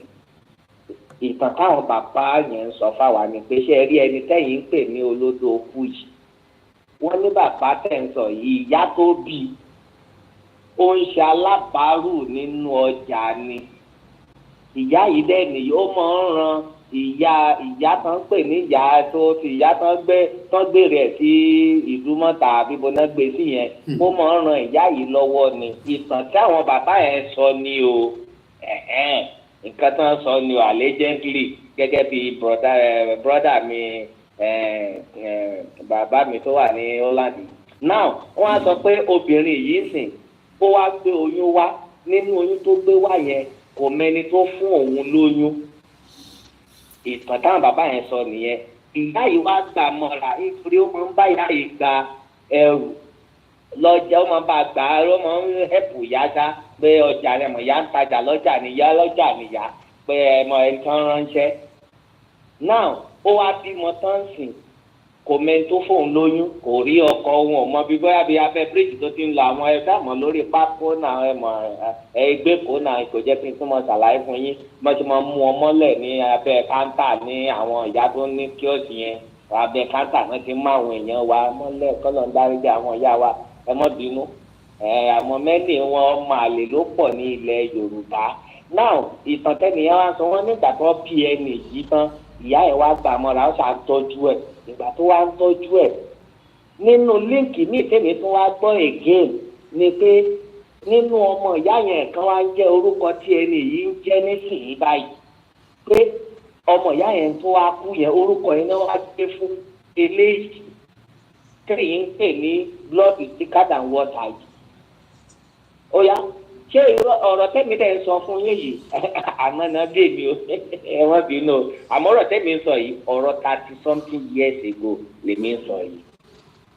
ẹ̀rí báyẹn sìn ó jọ gàté kò jọ gàté ó fẹsẹ̀ méjèèjì ṣe gàtégàté wọ́n ní egun àtìrí wọlé èèyàn àtìró òun náà ṣe kíni ó wá jáde àwọn bàbá sọ pé ta ni ò ṣàìmọ̀ pé egun àtìró tó wọlé yẹn òun ni àtìró tó bọ́ta yẹn ìdí nìyẹn o tèmi fẹ́ mọ fi gba ọ̀rọ̀ yẹn wọlé pé ẹ mọ̀ sọ pé blood is thicker than water ẹni yìí I'm not sure lémi tèmi o is not among us ọ̀rọ̀ tèmi ti gbọ́ yìí ọ̀rọ̀ 30 something years lèmi sọ fún yìí ọ̀rọ̀ tèmi ti gbọ́ yìí lèmi fi ń sọ̀rọ̀ táwọn bàbá yẹn wá ń parọ́ náà ni ọdún èèyàn lè parọ́ but nísìnyí ẹ̀yin lẹ́yìn sọ̀rọ̀ ọ̀sìn ẹgbẹ́ nọwá ẹgbẹ́ di báyìí ẹgbẹ́ bá àwọn ẹbí mi wà ń bí báyìí àwọn èèyàn bá bàtẹ̀ lọ wọn á kọ̀nfàmù ẹ̀ kẹ́ni yìí náà tiẹ̀ sọ bẹ́ẹ̀ kó sọ ibi tí mo gbé ní ibi tí mo wà grammar school 1995 mo ṣe tán àwọn tá a jọ lọ sí school a ní group wa tó ń pè ní Agbóba 95 mo dẹ̀ contribute mo ti wálé mo ti bá wọn lọ sí meeting mo ní picture àti káàkiri mo lọ sí onward and nursery and primary school ó sì wà ní Surulere níbẹ̀ kò kúrò níbẹ̀ mo dẹ̀ lọ sí mo ṣe foundation ní London Metropolitan University wọ́n ti change ẹ̀ nísìn mo lọ sí Lucian College mo dẹ̀ ṣiṣẹ́ káàkiri ní gbogbo London mo ní record mo ti ṣe CV mi síta rí tí mo sọ gbogbo tí mo ti ṣiṣẹ́ so mo ní record so tẹ́ ẹ̀ sọ ni pé arákùnrin tá à ń sọ yìí nísìn àwọn ò ní track record so omi tí mò ń mu nísìn ká má wá sọ pé blood is thicker than water torí omi lélẹ́yìn ẹ̀jẹ̀ ló wà lára wa tó ń ràn so kò láìpẹ́ pẹ́ ni máa fi gbowó sílẹ̀. ẹ wá ń fi ẹ̀jẹ̀ wó mi kò jọra wọn ẹ̀jẹ̀ náà máa fi ń wé ẹ̀jẹ̀ eléyìí ò ń ṣe ẹ̀jẹ̀ omi lòun àwa ní ẹ̀jẹ̀ ẹ̀rí tó gbẹ́ni tó bá ti pàbò rẹ̀ ó ń ṣe ẹ̀jẹ̀ wa kò ń ṣe ẹ̀jẹ̀ wa ẹ̀jẹ̀ tó bá dẹ̀ ti jẹ́ diluted ìyá máa wọ́ndà pé kí ló dé tí kò operate bá ṣe fẹ́. thank you iṣẹ́kíṣẹ́ ni a mọ̀ ṣe bàbá mi Koiki iṣẹ́kíṣẹ́ ni a mọ̀ ṣe ẹ̀jẹ̀ tó bá ti jẹ́ diluted iṣẹ́kíṣẹ́ ni a mọ̀ ṣe ìgbà táyì náà mọ̀ ni bó ṣe jẹ́ nìyẹn ẹ jẹ́ kẹ́lẹ́ mi ẹ ṣe gan ni ṣé àwọn èèyàn agree pẹ̀lú last caller yìí ẹ ṣe gan ni bàbá wa Hong Kong làwọn ti pè wọlé mo máa ń sọ̀rọ̀ Hong Kong yẹn 1980 ni mo sì mi ti ná Hong Kong ibẹ̀ lọ ti máa ń lọ ra aago níjọ́ náà lọ́hùn ẹ jẹ́ ká padà sí mo kí bàbá wa Lukman Jimoh bàbá wa engineer Babatunde àwọn ní the benefactor of the mother of Tinubu is Abibatu Mogaji voltage ní the only language they understand comment yẹn sá lọ ẹ má bínú bàbá wa Kúnlé Ṣítà mo fojú pa yín rẹ́ bàbá mi Ọlárẹ̀wájú sẹ́yìn náà accept ẹ jẹ́ ká parí story kò ń ṣe story oyin tó ṣẹlẹ̀ gangan ni mo ń sọ sí arákùnrin yẹn ó wá wàwàkúwà just like gbogbo yín ṣe máa ń wàwàkúwà Nàìjíríà tí mo rí níjọ́ tí mo lọ sẹ́kọ̀ọ́ ọlọ́pàá wa dá dúró ọlọ́pàá tó dá dúró ọlọ́pàá tó máa ń sọ pé state police Tinubu sọ pé state police ń bọ̀ when is this government going to give us the state police? mo sọ fún yín pé kò sí kankan tó ń jẹ́ state police kò sí kankan tó ń jẹ́ local government autonomy all these are just to sexualize us ẹ ti wo ti yé yín ẹ ti mo tó máa ń ṣẹlẹ̀ tí yàn bá wà nínú bedroom pẹ̀lú girlfriend àbí ìyàwó yàn a máa wọnú irú ẹ̀ púpọ̀ torí ẹlòmíì ní sí nǹkan sọ níbẹ̀ wọ́n máa gbàgbé most politicians in Yoruba land have most of them have sexualized us. Bá mi like program yẹn tẹ́ wà lórí YouTube èèyàn kan péré dẹ̀ ló fún wa lówó lẹ́nu Honourable Ṣẹ́gun Honourable ẹ fáwọn náà ní super chat bí àṣà must be ẹ fún wa super chat ẹ fún wa ní gbogbo tẹ máa ń fáwọn ẹ̀dẹ̀ fàdúrà ràn wá lọ́wọ́ gbogbo ẹni tó bá ń pè tó pé ọmọ Koiki yẹn ẹ máa fàdúrà ràn mí lọ́wọ́. Just to wrap it up mo kàn fẹ́ lè fún ẹ̀yin tẹ́ máa lọ àtẹ̀yin tẹ́ ti wà ní UK tẹ́mi bá sọ pé mi gbé ní UK for 27 years kò ṣe pé kò wọ́n àwa náà láti ṣe ohun tí kò jẹ́ ká ṣe nítorí pé a mọ ibi ta ti ń bọ̀ wọ́n dẹ̀ ní ẹni tó ní ìyá kò ń dégbò má ni mo pòwe eventually ọlọ́pàá dá dúró ká má fọ̀rọ̀ gùn he was stopped báwo ló ṣe ń drive dàgbàdàgbà báyìí ṣe mọ̀ pé ó ti commit crime tẹ́lẹ̀ pẹ̀lú ọmọ tó wà ní mọ́tò. Due to the nature of his driving, Ogundipe Segun was stopped at Gloucester police officer who were on routine patrol against security. When we talk about insecurity in Yoruba land, if we have state police, we will know that people will be secured and safe. You can see that these are reasons why we ask for our own self-independent country. Not that anything so that we can secure the lives of our people. Oh, the offense meji. Remember that this is the same man that raped the young woman, also was driving that can cause havoc against other motorists. When the vehicle was stationary at the roadside, because Baba mi Benjamin Adumati Eshegoni, I need the naira kate liri oye Eshegoni yen wa o better ka toro o wa ethical ni ma wa Al Jazeera te lo wo yen is funded by Qatar government full. CNN oni bi to ti rowo won, Fox News ibi táwa náà ti lè rówó láti máa ṣe operation wa òun ni ká béèrè lọ́wọ́ àwọn èèyàn wa. When the vehicle tọ́lọ́pàá bá dé dúró wà á kọ́kọ́ torí tó bá jẹ́ high road ni lórí motorway wà á make sure kó páàkì dáadáa kó má bàa accident, because many accidents happen on the motorway, and I'm sure Eshegun baba wa Benjamin Adumati, many people always tell me when I'm driving in London tiba ebaranti Koiki páàkì dáadáa. When the vehicle was stationary at the roadside, the victim took the opportunity to leave the car. Ẹran tí pọ́ ọmọ tó gbé ìyẹn ya tètè ya bọ́tà inú mọ́tò ó walk away. But wọ́n pè kankan ní psychology nílùú òyìnbó. Bí wọ́n jẹ́ irọ́ là ń pa láti joy, àwọn tó wà psychology wàá mọ̀ pé Koiki yẹn fi sílẹ̀ irọ́ ni. Ẹ ṣé gan ni bàbá mi Benjamin Adumati, mo kí ẹ brother mi Kẹ́hìndé Ọmọkà, òun ṣiṣẹ́ ní ẹ̀ṣẹ́ ibi tó ti máa ń lòdì ẹrù lọ sí abroad. Gbogbo òṣìṣẹ́ irọ́ ti pọ̀ jù Nàìjíríà, wọ́n sexualize ẹ̀ ni. Wàá máa rò pé orí pátá obìnrin kò rí pátá obìnrin o, pátá ọkùnrin ló rí. Ọ̀rọ̀ Nàìjíríà nìyẹn. Fake country. Girl tó wà ní mọ́tò bí ọlọ́pàá ṣe dá mọ́tò yẹn dúró òun lẹ̀ kókó kọ́ ló ń drive, ìyẹn yàtọ̀ continuity ó yà fẹsẹ̀ gbélẹ̀. But ọlọ́pàá rí pé bó ṣe bọ́lẹ̀ yẹn nǹkan right, ìtàn pè ní psychology nìyẹn. À ń sọ fún yín pé àwọn olóṣèlú tí ń lo psychology fún wa wọ́n sexualize Nigeria máa dá. If Nigeria was going to be a great country, one need up to 25 years to have made transformation. Kátẹ́ sọ pé wọ́n kówó jẹ. A máa ti wà nínú democracy láti 1999 èèyàn yẹn wà. A lè extend the program yẹn àkànjú. Rice ti máa jẹ ó sì máa rí jẹ kò sálọ. 1999 máa láti padà sí democracy. Kí ló dé ta ní di 50 years kó tó transform Lagos State, Ogun State. This is the reason why kásẹ̀ sọ pé federal tá à ń lò yẹn kò lè work kó lókàlùkù máa lọ. Àwọn kan wọ́n sọ̀rọ̀ restructure, o lè ní kò sí nǹkan tó ń jẹ́ restructure. Ẹ jẹ́ ká sọ fún Tinubu pé tí blood ò bá thicker than water, do something right now and dissolve this union. When the vehicle was stationary at the roadside, the victim took the opportunity to leave his car. Initially telling officer that she wanted to go to a nearby family address and did not want to deal with what had happened to her. She then walked away. Ewobitolopa tó wà ní UK to smart.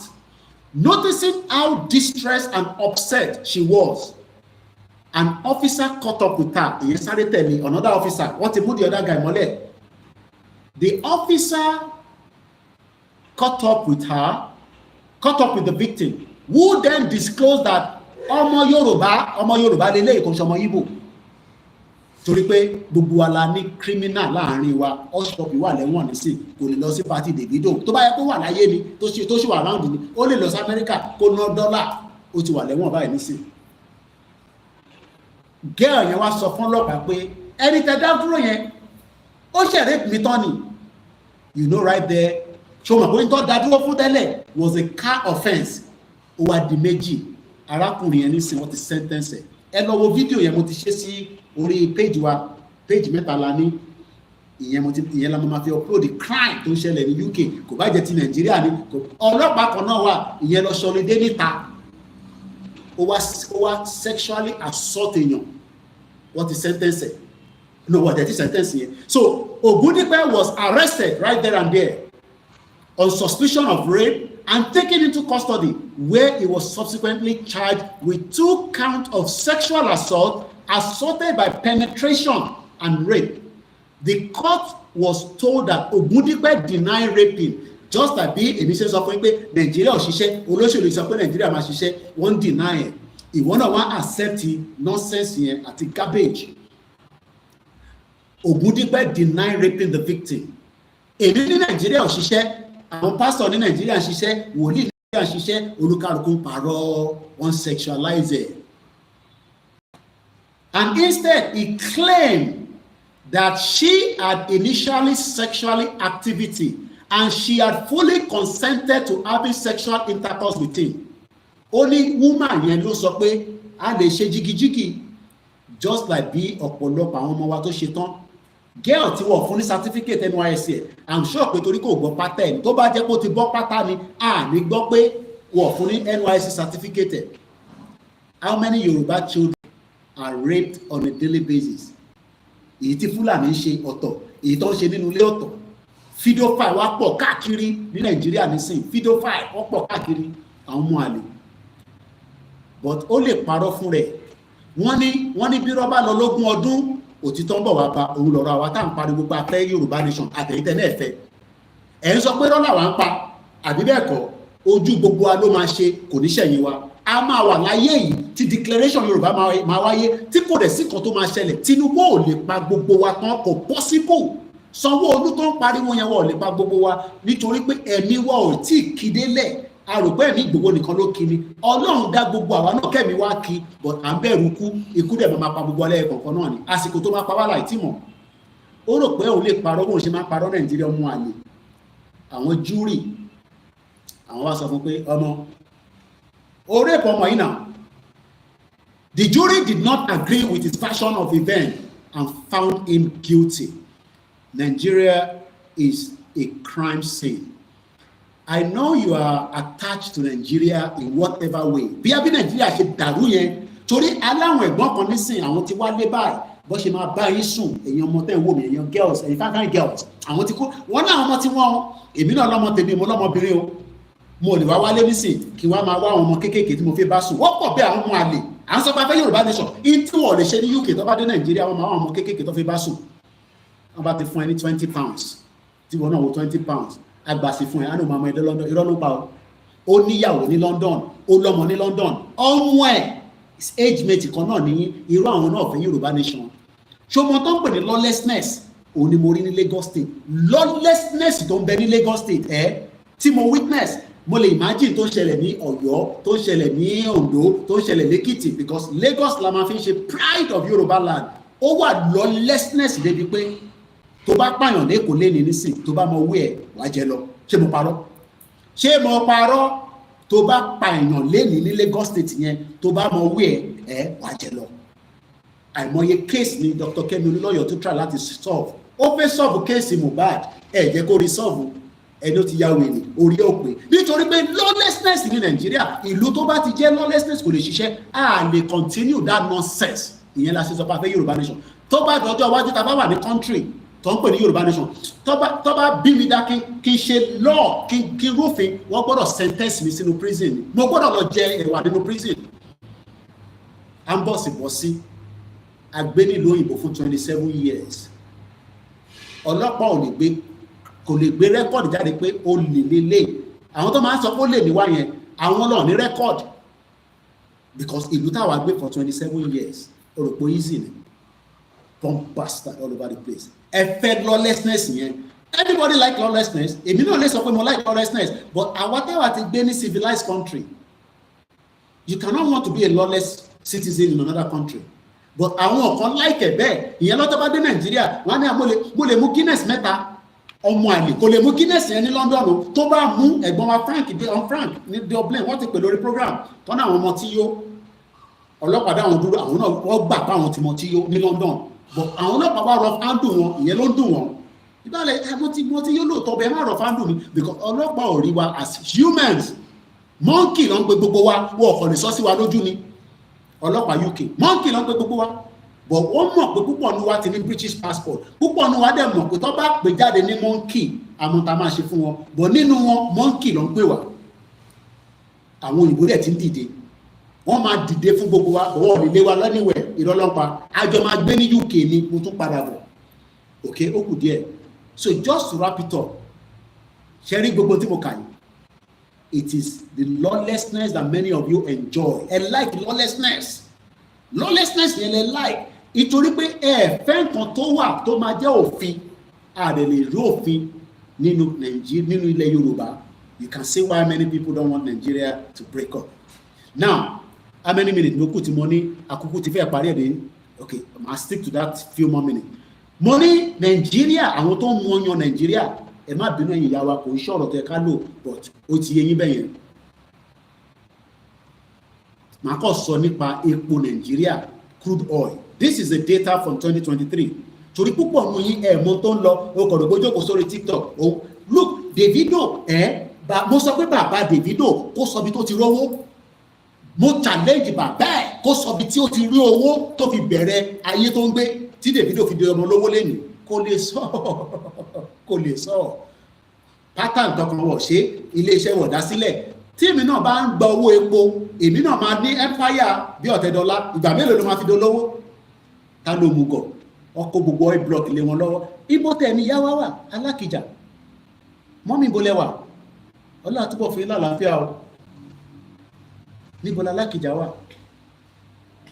òun bí mi ìwọ ọmọ ẹ̀dán pè l'Alákìjà níbo ló wà ó tún gbọ́ wọn mọ́ jẹ́ sáré fún aláwọn tó mọ́yàn Nàìjíríà nínú crude oil ẹ má bínú ìyá wa Spain this is a data from 2023 Spain ra crude oil worth 5.8 billion lọ́wọ́ Nàìjíríà ní 2023 Netherlands ra epo tó worth 5.26 billion dollar ní okòó ṣe náírà this is in 2023 India ra epo tó worth 3.88 billion these are crude oil Indonesia ra crude oil tó worth 3.58 billion France ra crude oil tó worth 4.74 billion naira Italy tó bá rí nǹkan ṣe pẹ̀lú àwọn ọmọ Nàìjíríà ó jẹ́ kí Nigerian government sọ pé ní tẹ́kọ̀ fún yín mọ́ bó lè ní wọ́n ní sọ bẹ́ẹ̀ àwọn yẹn tó bá ní ìlú tó racist tó bàjẹ́ jù ní Europe wàá mú Italy yẹn èmi ò débẹ̀rẹ̀ o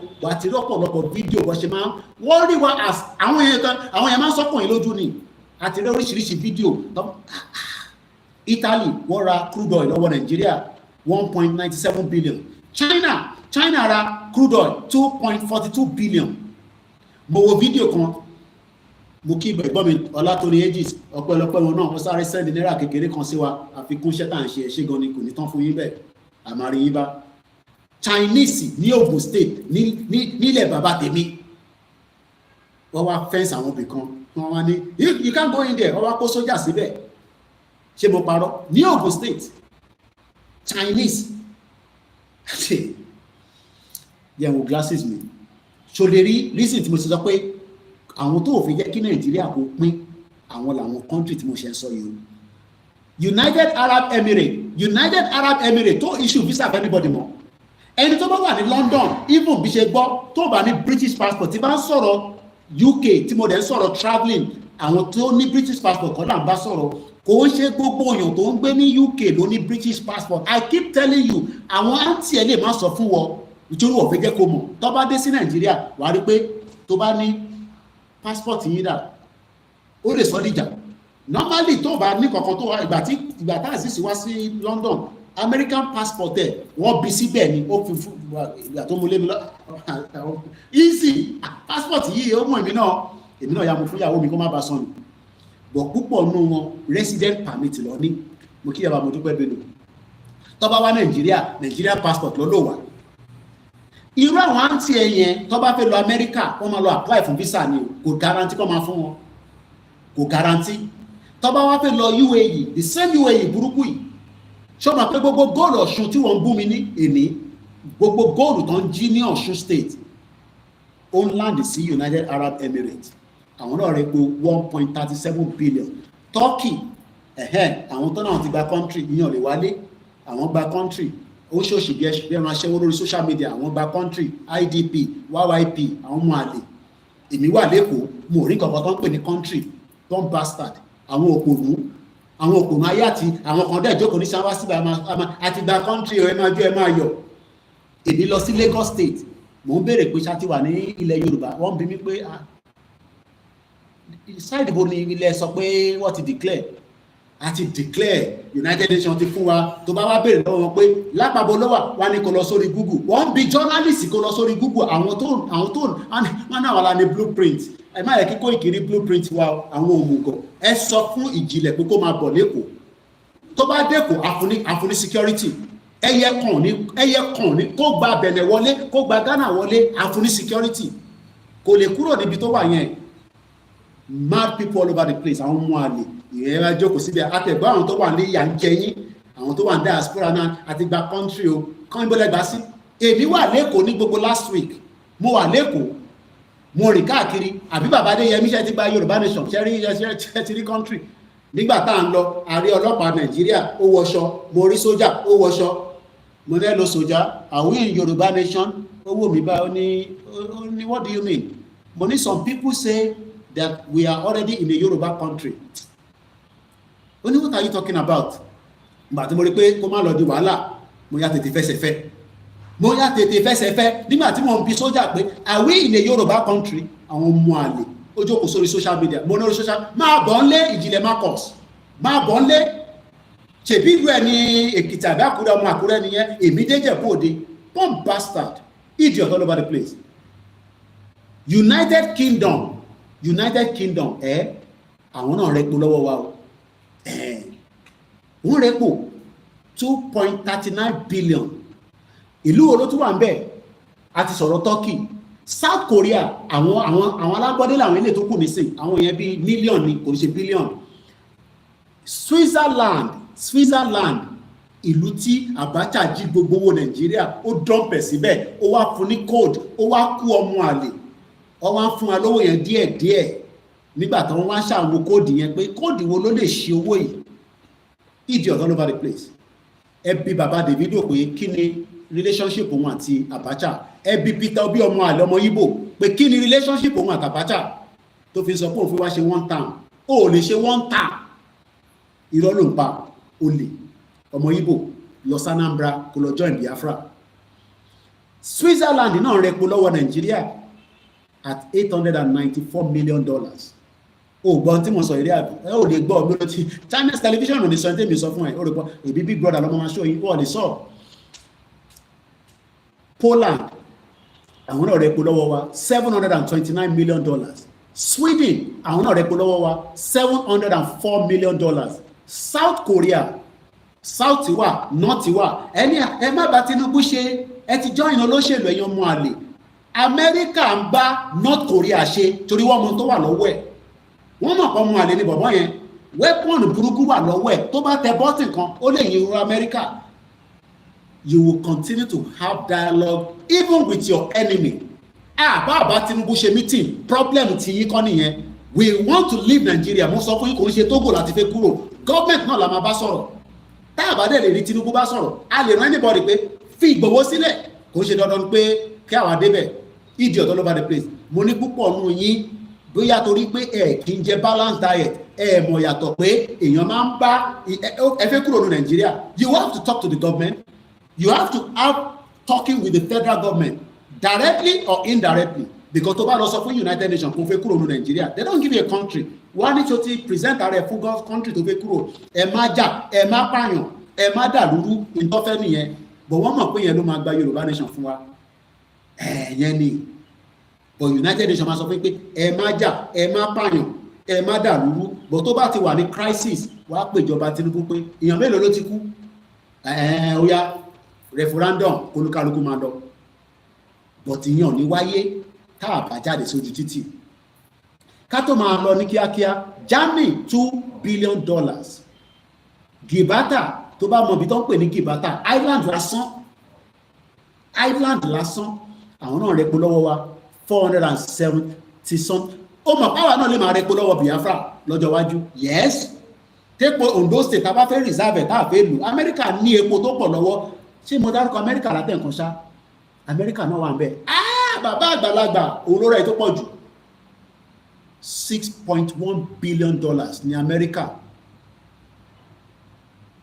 ló fi ń rẹpo lọ́wọ́ wa ní 2023. Amẹ́ríkà ní epo wọ́n tún rẹpo lọ́wọ́ wa.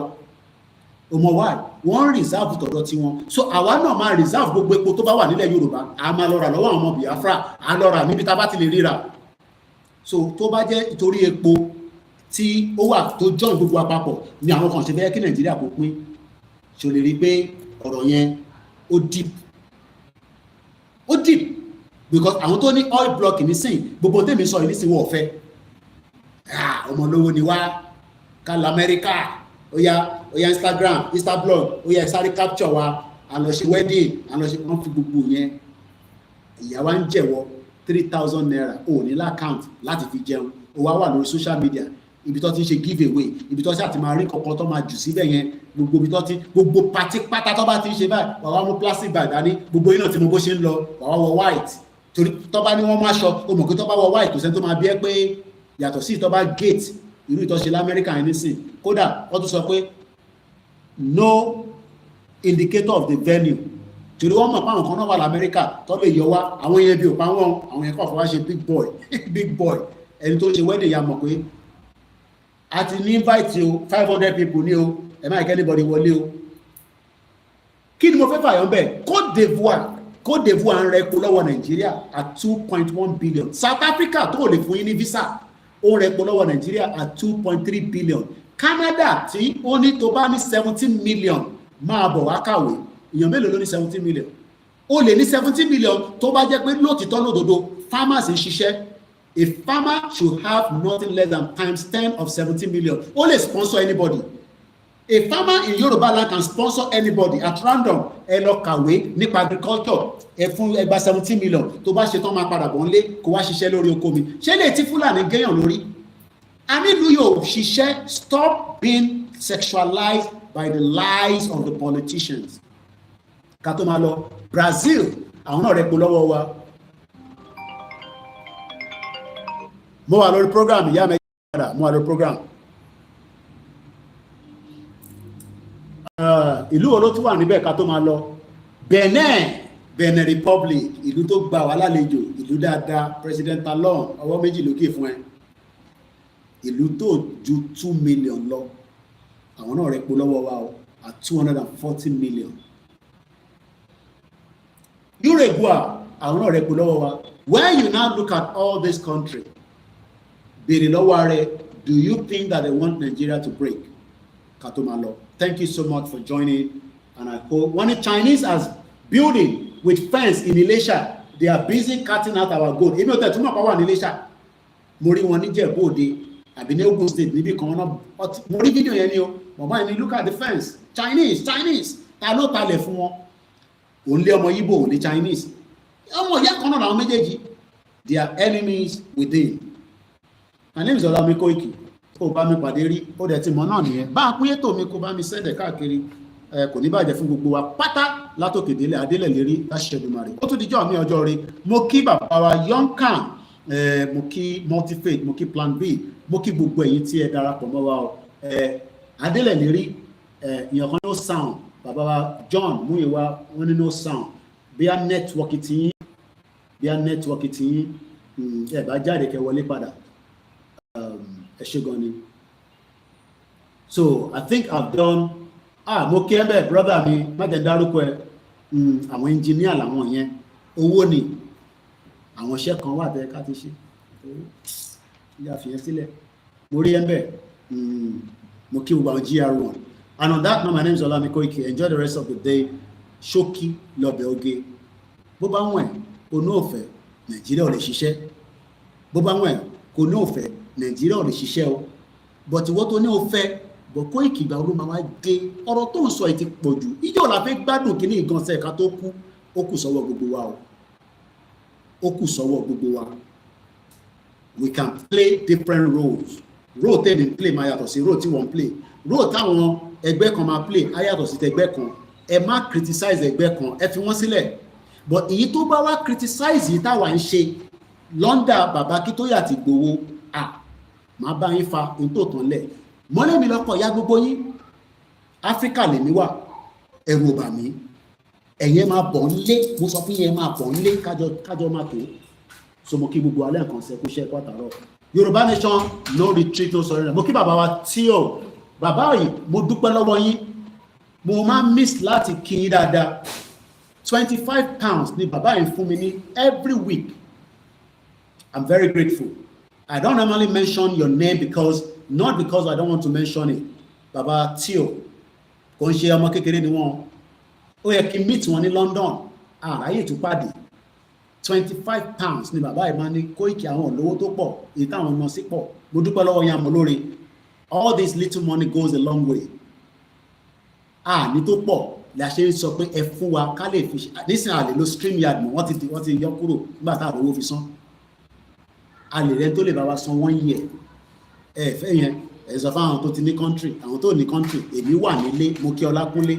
A dẹ̀ ń bọ̀ nílé Ifẹ̀, kábíyèsí Ìgbòho ṣà, a máa yọ sílé Ifẹ̀ láìpẹ́, ó kù díẹ̀. Wọ́n ti mú date, wọ́n ẹ jẹ́ kí n confirm gbogbo ẹ̀ kí n tó wá gbé jáde.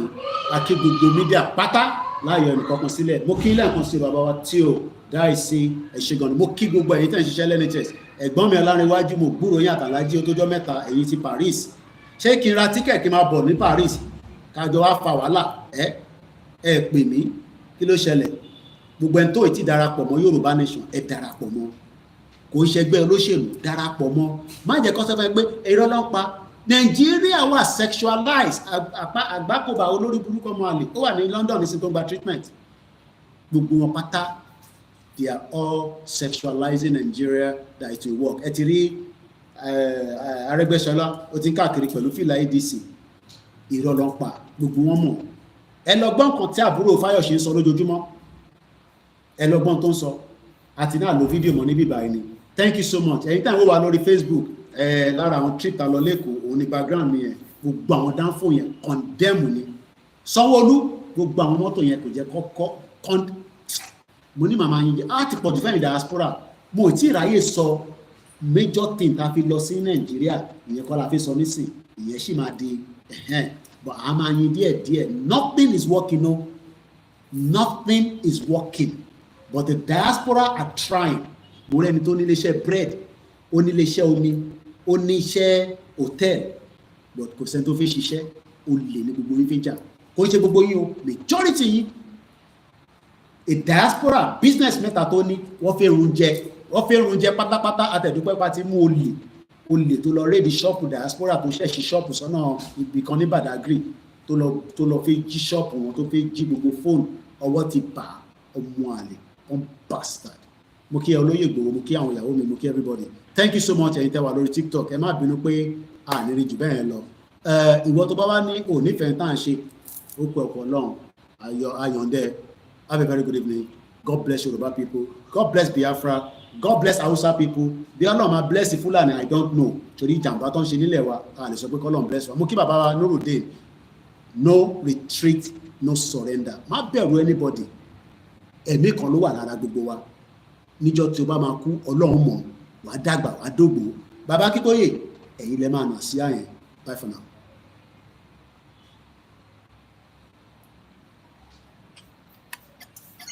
You can't tell me lórí Twitter space. Bye for now. Olakunle Asoro. Bye for now.